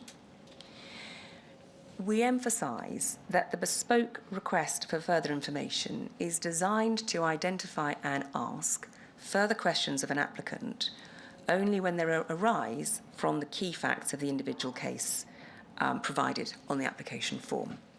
So the case manager will be prompted by the application form to identify potential further questions, and those questions will be asked. And sometimes there will be a number of them asked, but that is all aimed to elicit information which may assist with a claim for consequential loss. Now, were such questions to have been asked as a matter of course on the application form, which seems to us the logical consequence of what's being suggested, then inevitably many of them would have been irrelevant to any particular applicant for asking, for example, saying, do you think there are any stigma damages? Do you have any personal injury? And so forth. Far from being of assistance, we say that to have effectively built in guidance or something akin to it into the application form itself would have been perceived as overly burdensome and a barrier to making an application. And we repeat, the guidance was available and flagged up to applicants and potential applicants. The form itself is not deficient in this respect. We also note that where an applicant, having received an offer, credibly says they did not appreciate that they needed to provide information earlier, which would include matters of consequential loss, this would be taken into account in the post-offer process. So the door is not closed in those circumstances to raising a matter of consequential loss, even after the offer has been made.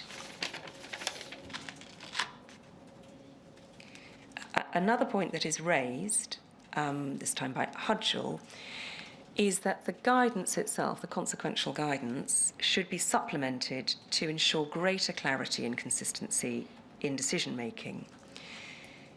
Now, we don't accept that's necessary, not least as it's very clear that every case will turn on its own facts, but it might help to assuage concerns for me to address directly the three examples given by Hudgell, who obviously represent a large number of the applicants, that is suggested to give rise to inconsistent decision-making. First, it's alleged that there is a difference between the level of reduction applied to shortfall losses where there's an absence of paperwork, and Hudgell's identified that as being between 10 and 30%. We don't say that reflects something requiring greater guidance. The fact is that a change or a difference of the level of reduction simply reflects that on the particular facts of that case, the panel feels a higher or lower reduction is appropriate, and that's likely to depend on its view of there being a greater or lesser degree of uncertainty on the question of a particular element of consequential loss. We say it's not just unnecessary, but it would be inappropriate to constrain the panel's discretion in this context, i.e. to say you must only ever reduce shortfall losses by 10% rather than 20% or 30% or whatever it might be. That would inevitably lead to unfair outcomes in some cases and overly complex rules, we say, to attempt to deal with every potential permutation of circumstances. The second suggestion made is that credit has been given in some cases for heads of loss which haven't been claimed, such as time taken to deal with horizon shortfalls. I'd again emphasise that the panel doesn't seek to hold applicants to a strict legal pleading requirement. It will recommend an offer where it feels it is fair to do so. And in those cases where credit has been given, that is because on those cases the panel feel on the facts it is appropriate to do so even though it hasn't been claimed. There's also, finally, a suggestion that there's an absence of a consistent explanation as to how loss for distress and inconvenience is quantified. The answer to that is that each offer letter explains the factors taken into account for distress and inconvenience. There isn't a separate loss to be quantified, but it's a matter that goes into the fairness of the offer overall. So again, we say, so far as the suggestion that greater guidance is required, we say that that isn't the case, and there isn't a deficiency in that respect. Can I move to other points that aren't directly linked to the first question, but are raised in this context? The first, and Mr. Beer flagged it up, is in relation to late applications to the scheme, that is after the closing date from November 2020. In our May submissions, we noted that the Post Office was actively considering how best to address those applications. At the time, in 2020, the Post Office went to very considerable lengths to bring the deadline to the attention of all potentially eligible postmasters. It extended the initial 10-week period for applications by a further 15 weeks, which took it to November 2020, to take into account both the numbers of applications that had already been made and the COVID-19 situation pertaining at the time. Nevertheless, it is common ground that for whatever reason, a number of postmasters didn't apply at the time, and I can confirm that the Post Office has now received, as at today's date, a total of 186 applications made after the deadline passed. Post Office remains keen to ensure and wishes to ensure that compensation is delivered to everyone affected, and it is sympathetic to those who could not, for justifiable reasons, apply to the scheme in time. It remains the case that it is considering how best to deal with such applications. You can see that I'm pondering that, Ms. Galliford. I can indeed, sir.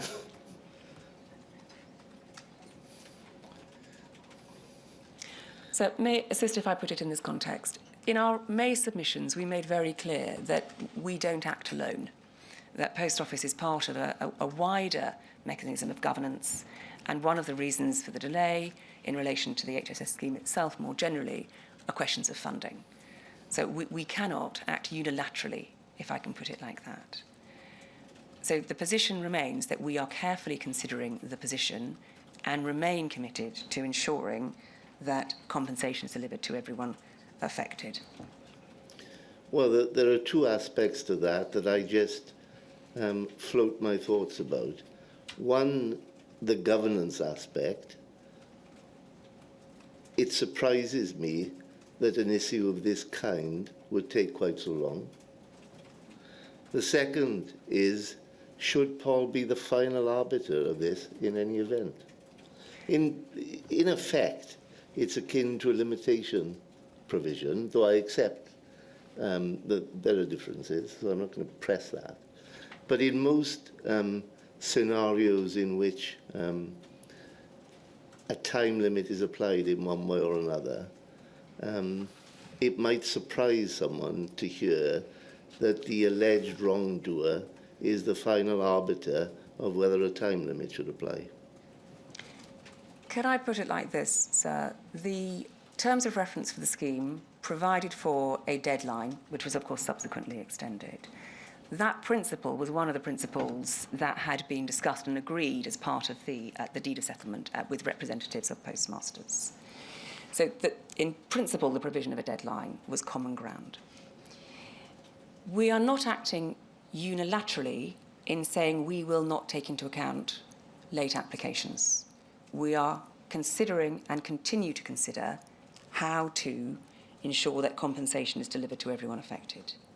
It is not that we have shut the door on those late applicants. Can I assure you, sir, of that? We continue to aim to ensure that those applicants are treated fairly. Well, I think we can leave this with my observation that the door is moving either to open or close at a pretty slow pace. So I hear what you say.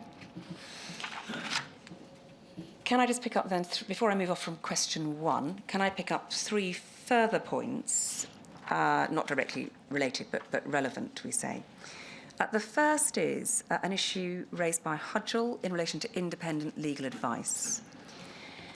That is whether it would be more appropriate for the independent advisory panel to have its own independent legal advice rather than offers being made on the basis of legal advice and analysis prepared by Herbert Smith Freehills.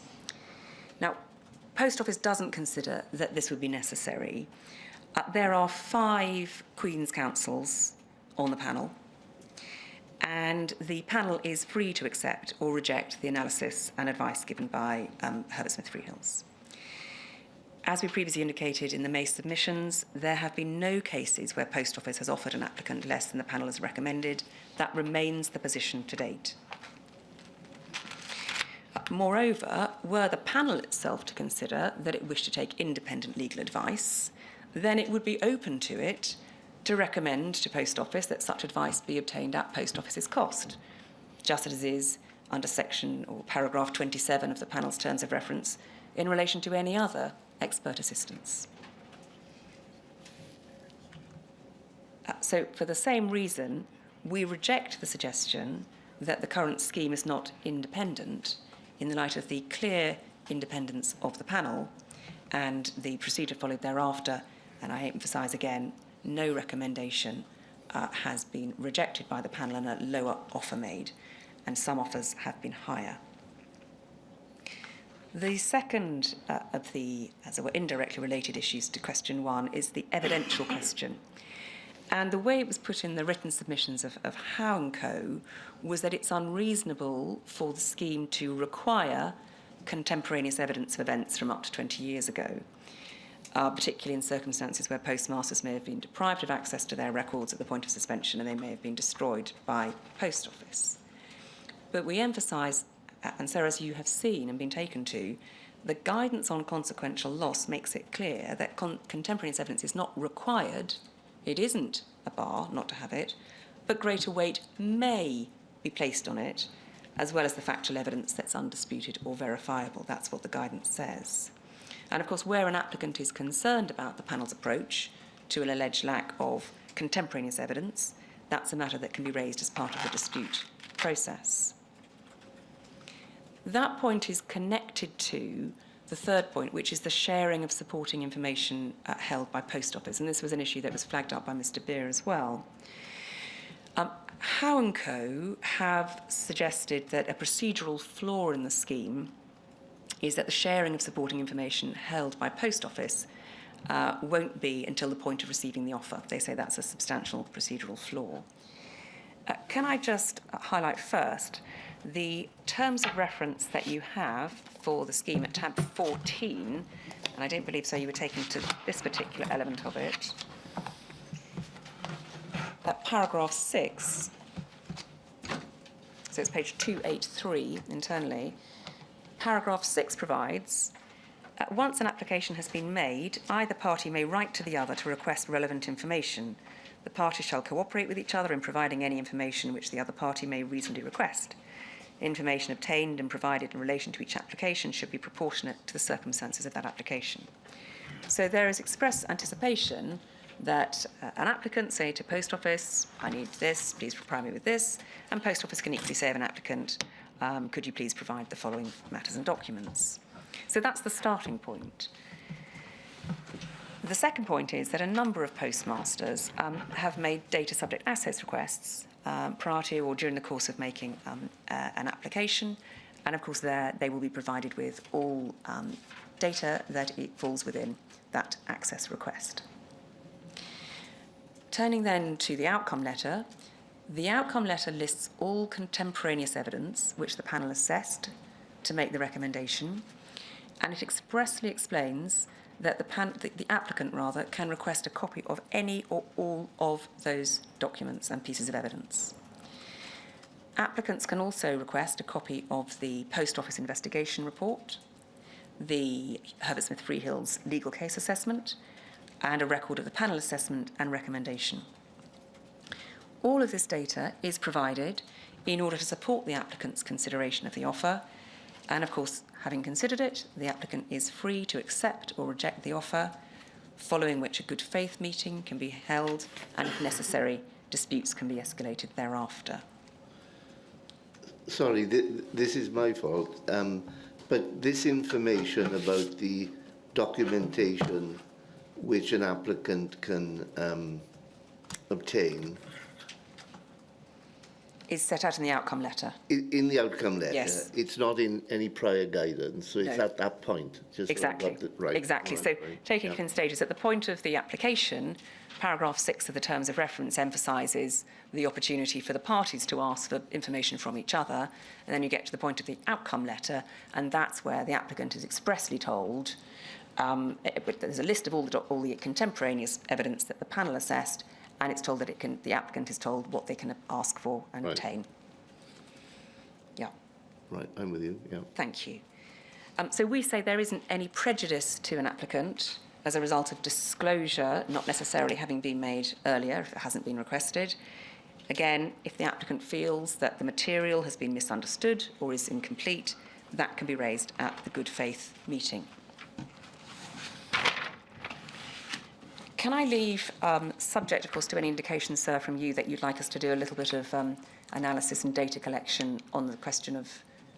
Well, I think I'll say now that rather than going along trying to listen to you and formulate, in inverted commas, Rule 9 requests at the same time, what may happen, and I stress may, is that if there is any data that I require from any party before I make a written report in whatever form it is following these hearings, I'll do it in writing after the hearings rather than trying doing it as we're going along. I certainly wasn't suggesting that, sir. I think if you were to indicate that you would be, open to the provision of such data, then we'll crack on with that and get that ready. But I'm certainly not anticipating that you need to, as it were, tell me precisely what you'd like at this stage. No. And it might be more helpful, frankly, for us to provide you with an indication, and then it might assist you in understanding what more or less you would want from us. Well, as you know, Ms. Gallifan, people write to me at all times of the day or night in this inquiry, providing me with information. Far be it from me to stop you doing the same. We shall endeavour to do it perhaps a little earlier in the day on the next occasion, sir. Thank you for your patience with us. Can I move then to the second of the questions posed, sir, in relation to delay?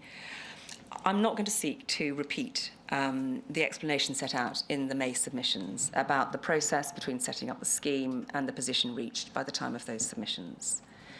You have our submissions on delay, and I'm again conscious, sir, of your indication in the notes of the 30th of June that you have those well in mind and don't require us to go through them again.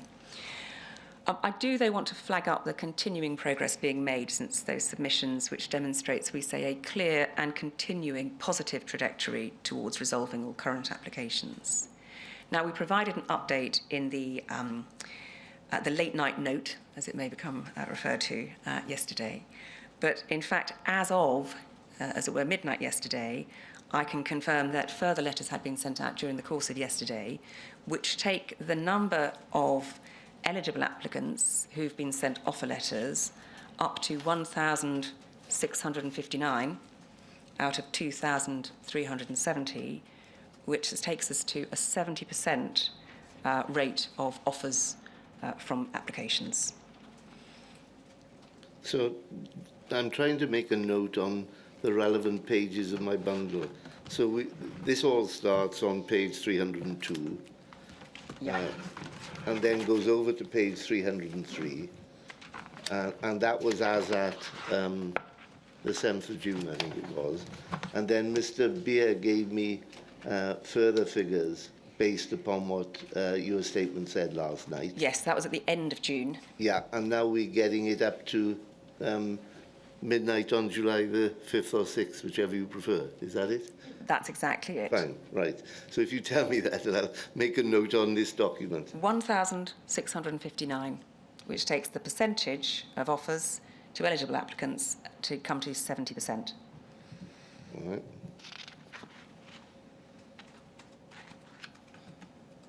And the figure that Mr. Beer gave me, obviously, for payments made is the same today as it was last night, so I don't need to worry about that. Yes. Fine. They would have been very speedy indeed Yes, it to would. have accepted Yes, it. yeah, Yes, fine. exactly.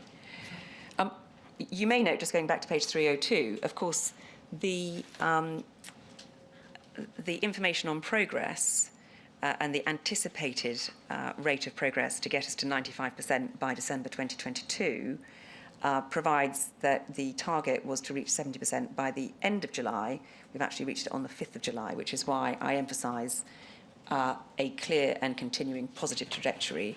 And Post Office remains on course to provide at least 95% of eligible applicants with offer letters by the end of this calendar year. And you'll see that again on page 302. Yeah. To date, 115 applicants have formally engaged the dispute resolution process. 31 of those, 27%, have now reached agreement on the amount of compensation.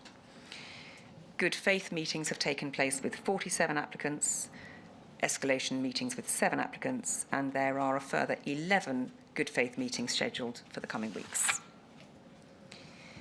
On delay, there are a couple of particular points raised by other core participants. The first is raised by the National Federation of Sub-Postmasters, who have suggested it would be justifiable, sir, for you to ask whether the non-renewal of a contract of the previous head of historical matters resulted in there being a significant period of time during which no individual was responsible for driving the scheme forward.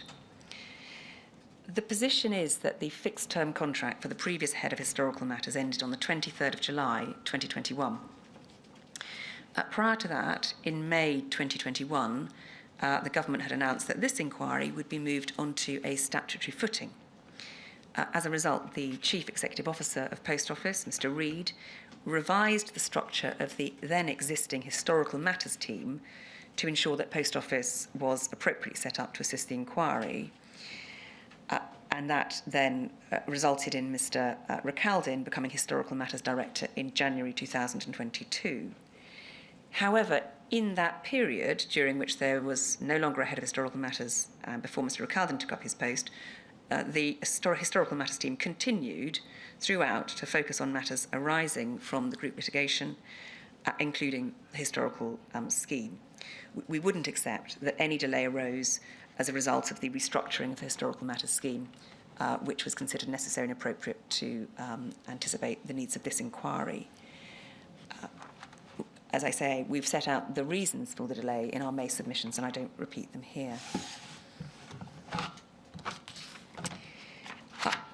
Hudgell also flags up the issue of bankruptcy cases. We recognise and agree that bankruptcy cases are extremely complicated and may well take longer to resolve. We are actively working to resolve the challenges posed by such cases, including the issue of the costs of the official receiver or trustee in bankruptcy. In the meantime, Post Office expects that the first offer will be made to an applicant in a bankruptcy case in the coming weeks. Finally, Howe & Co. have raised the case, and it was identified again by Mr. Beer in his opening submissions, of Mr. Setti, who of course was the first witness to give evidence before you, sir, in the human impact hearings. If the inquiry were to consider it helpful, and if Mr. Setti were to consent, we would be happy to provide the inquiry with a full timeline of the processing of his application. But for today, it may suffice for me just to note his application is one of the particularly complex ones, which has raised a number of procedural issues in terms of representation. So far as the request for information that he received shortly before he gave evidence is concerned, for the avoidance of any doubt, the timing of that request was in no way connected with the fact of his giving evidence. Rather, it reflected that his application had reached the request for further information, that is, the proactive request for information designed to elicit further information, particularly in relation to consequential losses, stage of the process. Mr. Setti helpfully responded at the end of March, and his responses are currently being considered under the scheme in the usual way.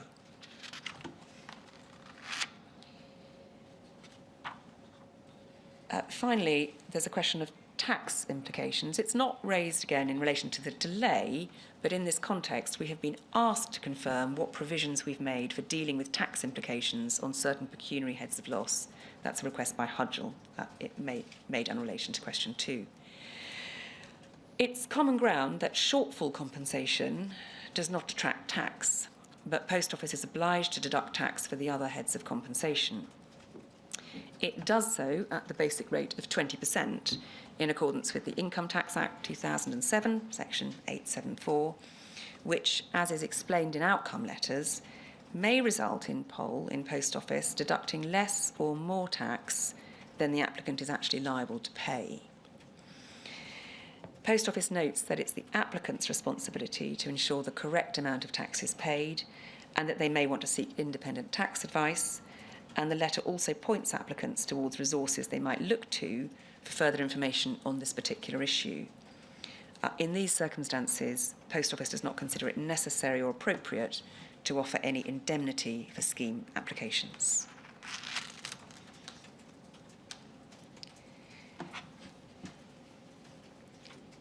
The third issue, if I may move on to the third question, sir, in relation to independent legal advice and its availability. The query is obviously well aware the scheme provides for a contribution currently of £1,200 towards the cost of legal advice for the purpose of enabling an applicant to consider an offer made to them, or £400 where the offer is to pay the applicant's claim in full or largely in full. So far as we are aware, no request for a contribution for legal advice has ever been refused. So the figures that you have seen of the number of contributions made, we say reflects that's the number of requests received. We do not consider that the absence of any contribution to legal fees towards the making of the application is itself unfair or inadequate. That's suggested by Howe & Co. This scheme has been designed to be simple and user-friendly to avoid the need to incur such costs, and as set out in our May submissions. That's paragraph 39 for your note. In short, guidance is available to postmasters to assist them in preparing their application, so you've seen a number of elements, key elements of that guidance.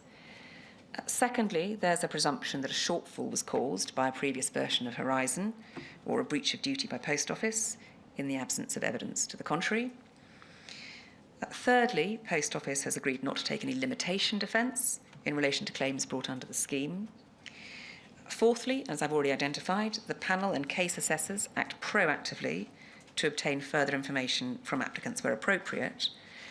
And again, as you're also well aware, the panel has a full discretion to take into account any facts and matters which it considers will produce a fair result on the facts of each particular case, including but not limited to applicable legal principles.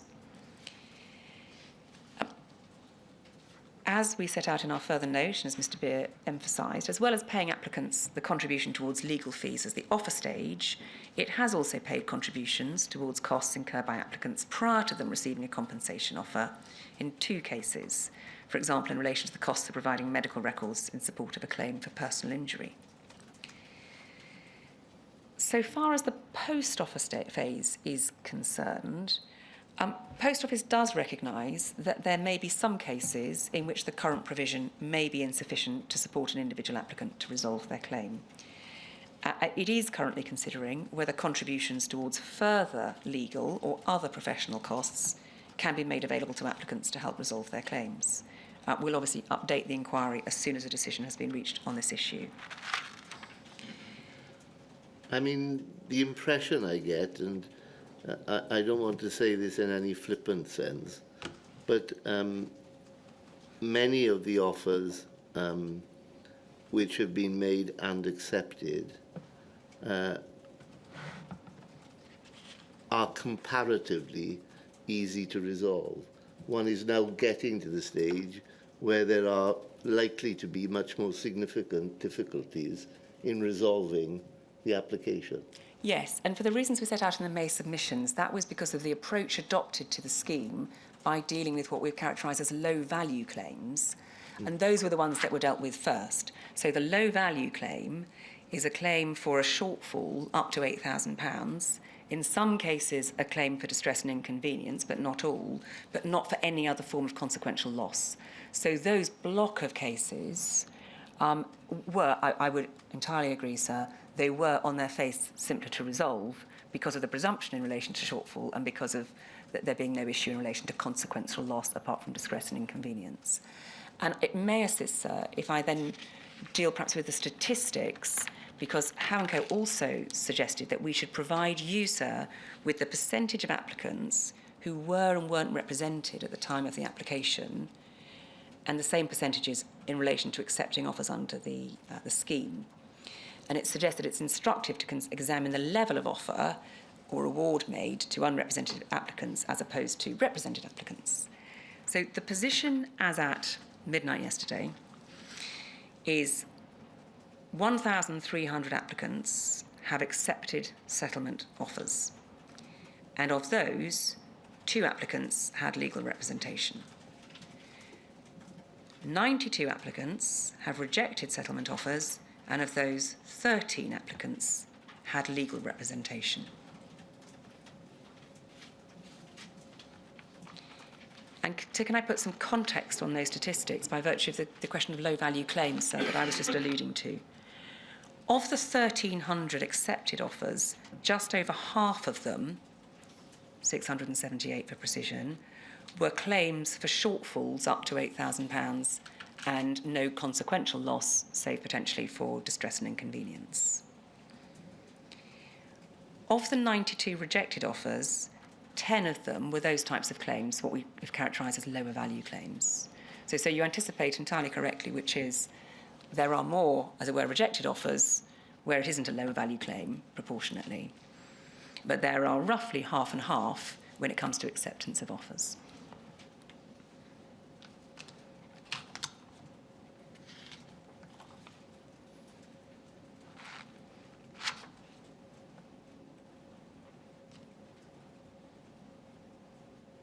Sorry, can you repeat that?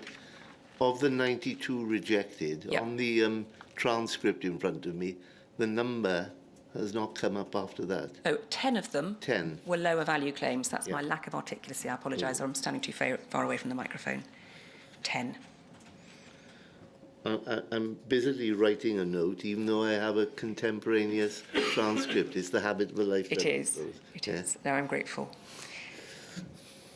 Thank you. So I hope that provides some context in which the otherwise quite bold figures of representatives being on record and contributions being made, as to why perhaps those figures are not quite so straightforwardly an indication that there has been any form of inadequacy when it comes to legal costs at the point of offer. Can I move to question 4, which is interim payments? It's been suggested by Howe & Co that the scheme should make provision for interim payments in all cases, and it's unacceptable for Post Office to be able to decide to whom such payments should be made. It isn't clear whether that suggestion is made in the context of pre-offer interim payments or post-offer payments. Can I address each of those in turn? As Mr. Beer indicated, payments have been made on an interim basis prior to an offer being made to those applicants to the scheme who Post Office understood to be in difficult circumstances, who could be irremediably impacted by the time necessary to fully assess their claim and make a fair offer. And to date, 28 such payments have been made. That includes circumstances of severe financial hardship, terminal illness, risk of personal hardship, and old age, where concerns have been raised about the impact of the speed of progress on the applicant.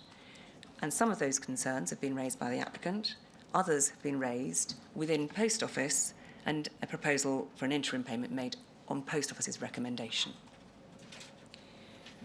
Where such payments are made, it is expressly explained to the applicants that they would not need to repay any of the interim payment in the event that the final offer is made for less, or that accepting an interim payment would in any way adversely impact their claim. It wouldn't. So far as the position post offer is concerned, other than potential hardship interim payments, Post Office's priority is to seek to resolve applicants' claims in a manner which is fair in all the circumstances of the case. And that will, we say, typically be achieved by reaching full and final settlements with the applicants, rather than on a piecemeal basis through interim and part payments. As I've indicated, at this stage, offers have been made to over 2/3 of applicants, and of those, accepted by 80% of those applicants. There is a structured and clear plan to work through the dispute resolution process with those who formally engaged it, and to provide, as I've indicated, at least 95% of applicants with offer letters by the end of this year.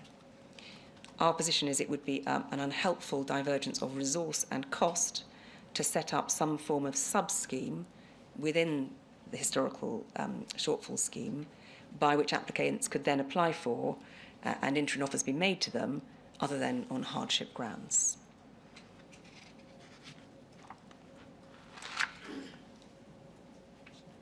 An additional factor for not making interim offers is that the approach under the scheme is to reach an overall offer overall, as you've heard me say on a number of occasions, rather than break down the offer by individual heads of loss.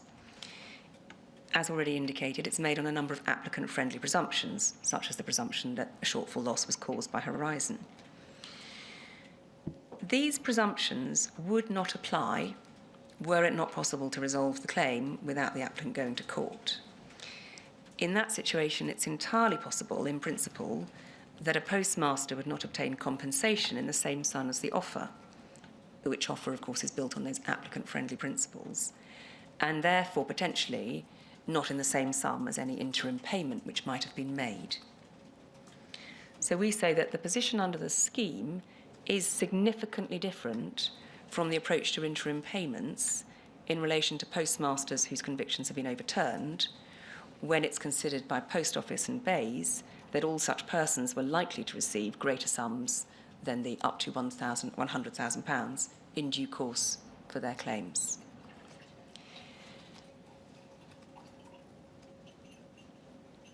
As for the suggestion that it should not be Post Office which decides when an interim payment should be made, were an independent body such as the panel to determine such requests, there would inevitably be some further delay in the process for applicants generally, in order to accommodate such cases going to the panel not once but twice. So in those circumstances, we don't accept that the absence of an express provision for interim payments under the scheme is unfair or inappropriate. So I'm going to move now to Section B, dealing with final compensation for postmasters with quashed convictions. I note the time. I'm very happy to press on with Section B, and then I have, as it were, very little to say on C and a couple of other points. But if you'd prefer me to break now and come back fresh. I think my view is simply this, Ms. Gallivan. If you were to complete your submissions within, say, 25 minutes, that might be preferable. But if that's not possible, we'll have a break whenever it suits you. No, I'm confident I can do that. Well, let's carry on till the end then. Fingers crossed. But before we do, just a variation on the theme of interim payments, which I don't think you touched on, the suggestion, and this might become more and more a possibility as the more complicated cases are dealt with, that interim payments may be made about agreed sums, not whether they need them, just it's agreed, let's get it over with, and only discuss what's not agreed. Have you got anything to say about that? Well, I do, because that goes back to the factor I mentioned in relation to the applicant-friendly premise of the offer. So when it's an agreed offer, it will be made on the basis that, the shortfall of horizon, no limitation, etc.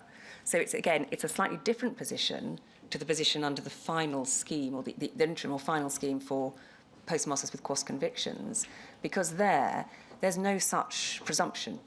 The approach under section B, which I'll come on to, is simply that the ordinary principles apply to compensation. Here, the ordinary principles don't apply. So that's why you might be able to agree in principle a particular element of the offer, say the shortfall or some element, but I emphasise again, offers are made in the round. Yeah. So you might be able to agree in principle and say, well, we accept this or that, but it wouldn't follow that then, were there to be no agreement overall, that the applicant would actually obtain through civil litigation a sum anything like the amount that's been offered based on the applicant-friendly principles. So I do say it raises very different and difficult questions that simply aren't there in the scheme in relation to, the mechanism used in relation to postmasters with quashed convictions. All right. I'll think about that. I thought you might. Section B, then, final compensation for postmasters with quashed convictions. Mr. Beer also emphasised, and we say it is important to emphasise as well, there is no formal remediation scheme, such as that established by the historical shortfall scheme, for the payment of compensation to such persons. All claims are being dealt with through without prejudice negotiations. And we say that is an important distinction because a number of the submissions made by other core participants are predicated on a scheme approach. It's also important to emphasise that as at the 3rd of July, Post Office has only received a total of 6 largely fully quantified claims. So that's where we are in terms of final compensation. So far as the principles to be applied to the calculation of final compensation payments are concerned, some of those representing postmasters have suggested that BAYS and or ourselves should be invited to clarify the approach to the general principles in play in assessing liability and quantum. I can confirm that Post Office agrees with Hudgell solicitors that the value of any individual claim must be calculated applying the ordinary principles applicable to the recovery of civil damages for malicious prosecution. We also agree that such damages may include aggravated and exemplary damages. Mr. Beer has already alluded to it, but in applying those principles, it's the issue of non-pecuniary damages that's proved particularly challenging in the negotiations to date. There is case law in this area which indicates what likely awards may look like, but the current circumstances of the particular postmasters involved are unique, we say. And it's in order to find a way through that issue that we agreed with a number of former postmasters represented by Hudgell solicitors that the issue of non-pecuniary damages should be referred to an early neutral evaluation. And that, of course, is an expression of a view on the likely outcome if the matter were to go to court. We emphasise that the fact that the process is without prejudice and is confidential allows a more open and a less formal process in that respect. We're very grateful that the very eminent senior judge, Lord Dyson, has agreed to act as the evaluator for that process. And it is anticipated that the evaluation will be concluded by the end of this month. Now, the outcome is not, of course, binding on the parties, but it is hoped that it will allow these issues to be resolved quickly. We are also, and separate to the early neutral evaluation, continuing to progress without prejudice negotiations in relation to the first of the 2 fully quantified claims from the total of 6 that we have largely quantified. Good progress has been made on pecuniary loss claims to date, and we anticipate that the early neutral evaluation process to be conducted by Lord Dyson will provide guidance that will facilitate the parties reaching an agreed resolution on the non-pecuniary aspects of those claims, and we hope that that guidance may also be of wider use. In this context, it's also important for me to emphasise that in no circumstances will Post Office be the final arbiter of individual claims. That's a suggestion made by Hodge, Jones and Allen. If the parties cannot resolve the claims themselves, whether with the involvement of early neutral evaluation, mediation or some other process, then the final arbiter of individual claims will be the court. But I would like to emphasise that Post Office remains wholly committed to seeking a negotiated outcome to all claims to avoid that outcome if at all possible. We also note the suggestion made by Hodge, Jones and Allen that the settlement deed is, if flawed, insofar as it limits GLO claimants to claims for malicious prosecution, it should be amended. Paul Marshall goes further. He argues and says there are prima facie grounds for the view that Post Office secured the settlement deed as a result of misleading both the claimants and the court. And on that basis, he and Hodge, Jones and Allen seek to argue the approach to the calculation of direct and consequential loss should be carried out by reference to the approach to claims in fraud. I note Mr. Beer didn't refer to this in his opening, and I anticipate that's for the same reasons that we say it simply isn't open to you, sir, to consider it at this point. It goes way beyond the issue identified in your invitation, which is the principles that are being applied to the calculation of final compensation payments, rather than the principles which some of those representing postmasters suggest should be. It also doesn't appear to fall within the scope of the inquiry's terms of reference, but even were the terms of reference to be amended in some way, it's obvious that any such argument could not be fairly considered, far less in some way any view given upon it, at this point of the inquiry, prior to the inquiry having heard or considered any of the evidence in relation to the conduct of the group litigation. That's a matter also due to be heard next spring. For the avoidance of any doubt, Post Office would emphatically refute any suggestion that it behaved in a fraudulently way or misled the GLO claimants or the court in resolving those proceedings. The terms of the settlement deed were negotiated and agreed in good faith. But we do emphasise, we say at this stage, one simply cannot consider or reach any view on the submissions made by Mr. Marshall and Hodge, Jones Allen in that context. On the question of disgorgement, which is raised by Mr. Marshall and Hodge, Jones Allen again, they've raised the issue of the inclusion of sums received by Post Office by way of compensation or confiscation post-conviction as being included as direct and consequential losses. I can confirm that claimants can claim any sum Post Office received through post-conviction orders for compensation or confiscation as losses directly connected to their wrongful conviction. So that is claimable. Moving to the mechanisms by which final compensation payments are being calculated, to extent our response here overlaps with the question as to the principles being applied. But three discrete issues have been raised in this context. First, Howe & Co have suggested that Bayes should undertake that it will undertake not to seek to claw back any interim payment made to a postmaster. Now, this is a subject on which Post Office has been very closely engaged with HMRC, and we confirmed in our late night note from yesterday that as of yesterday, we had received confirmation from HMRC that the removal of the clawback provisions will not affect the tax status on which the payments have made. And we wrote yesterday to all claimants to communicate the position of HMRC in this regard. So that concern has been assuaged. Secondly, it suggested that any disputes should be referred to independent arbitration within an appropriate arbitration scheme. That's also Howe & Co. If particular representatives wish to raise that option with Post Office, they're obviously free to do so, and Post Office can assess with those claimants the best way to resolve the cases. For example, arbitration or early neutral evaluation or mediation, or even litigation potentially were it to be regarded as being relevant for precedential value. Thirdly, Mr. Marshall has suggested that Post Office should make available to claimants data that it holds on employees' pay bands over time. I can confirm Post Office already proactively offers and provides, subject to the provision of necessary data protection consents, the remuneration data that it holds to claimants with quashed convictions. Question 7 is the provision for applicants to obtain independent legal advice. As we indicated in our May submissions, Post Office will consider the payment of a postmaster's reasonable costs as part of the negotiations. Question 8 is about procedures adopted to resolve disputes about the value of final compensation payment. I've already highlighted in particular the early neutral evaluation process, but Post Office remains open and supportive to the use of further such processes or other alternative dispute mechanisms to resolve other disputes in due course.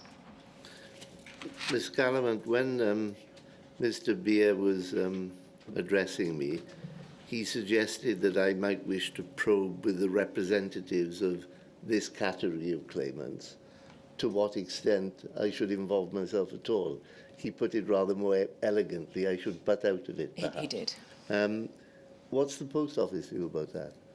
Well, so in response to the questions that you've raised, our position is that there is no need for you to intervene on those points.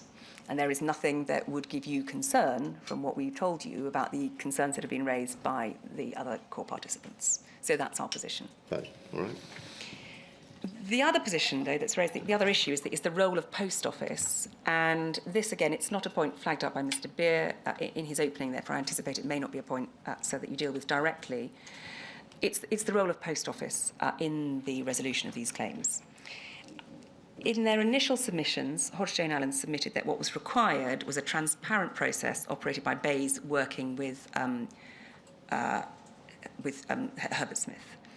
In an annex, they now argue that Post Office should terminate its continuing retainer of Herbert Smith, Freehills, and they say that Herbert Smith Freehills should be retained by Bayes with a consequential set of agreement about duties of confidence and the like owed to Post Office.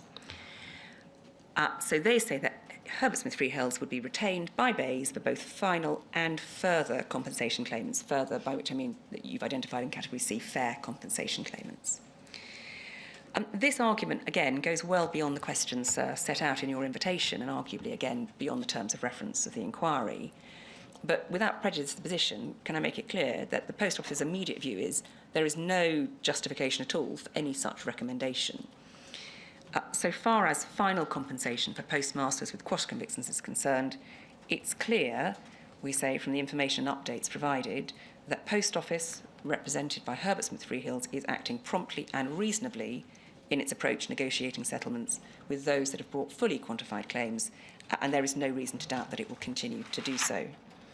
Certainly, we'd submit that the inherent and obvious complications with any such rearrangement in terms of legal representation and the entity with whom negotiations take place would very considerably outweigh any perceived benefit, particularly in terms of the speed of resolution of the claims. Finally, can I just deal then with final compensation? In that context, where it's suggested that Post Office shouldn't be involved, Post Office has made it clear that it has not been asked by government to deliver this type of compensation. This is the further or fair compensation, but it will, of course, cooperate to the fullest extent possible with any scheme or mechanism set up for that purpose and any request for support from government in that matter. So we say it's wholly premature to raise any issue as to Post Office involvement in any further or final compensation scheme or mechanism.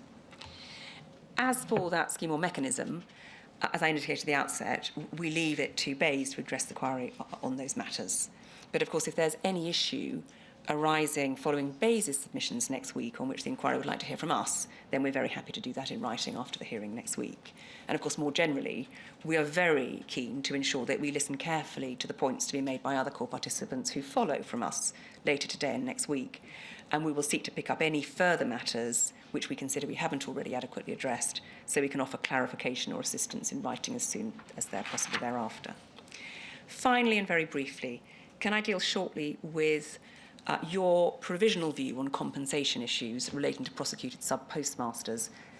Just for the avoidance of any doubt, we can confirm, as set out in your document on compensation issues dated the 9th of May, we agree with your provisional views subject to 2 points. The first is we don't seek to make any submissions on Bayes' position that persons in categories 1 and 2 were eligible for claims for compensation under the December announcement, that is predating the subsequent March announcement. We've seen what Bayes says on the subject. We don't say anything about that. Secondly, so far as persons falling within category 3 are concerned, so those are, as it were, the public interest quashed convictions, At paragraph 28 of your provisional view, you indicated that fairness demands that Post Office should not be the final arbiter of whether an interim or a final payment should be made to those postmasters. Neither announcement by the Minister, neither the December announcement nor the July announcement on interim compensation, neither of those resulted in the establishment of a remediation scheme, such as HSS. So ultimately, the question of whether or not compensation is payable falls to go to the court. I confirm, in the event of any dispute over payment of compensation, whether on an interim or final basis, POL, as with the scheme more generally, remains willing to engage in mediation, arbitration, other forms of alternative dispute resolution to avoid, if possible, any applicant having to bring civil proceedings. I can also confirm that Post Office legal representatives continue to liaise with the representatives of the 3 named potential Category 3 claimants set out in your provisional view on the subject of whether they are or are not entitled to compensation. So we say that in no circumstances would we be the final arbiter. I'm going to glance over just to check that those sitting behind me and behind me and behind me, as it were, have nothing further to add, but I'm very grateful, so those are our submissions. And I said we stand ready to assist in any other way we can on these subjects. Yep, thank you, Ms. Galvin. All right, it's time for another break. Can I just ask Mr. Mertens, because I think you're next, some kind of rough time estimate? It will be very short, probably 5 to 10 minutes. Right. Well, Mr. Steen, Mr. Enright predicted you wouldn't need a full 2 hours, and I'll say no more than that. Thank you, sir. Then, because of the likely timings this afternoon, it's now 8 minutes past 1, according to this wonderful machine I have in front of me. So I think we'll start at 5 past 2, and then we should finish comfortably before the cricket begins. Thank you.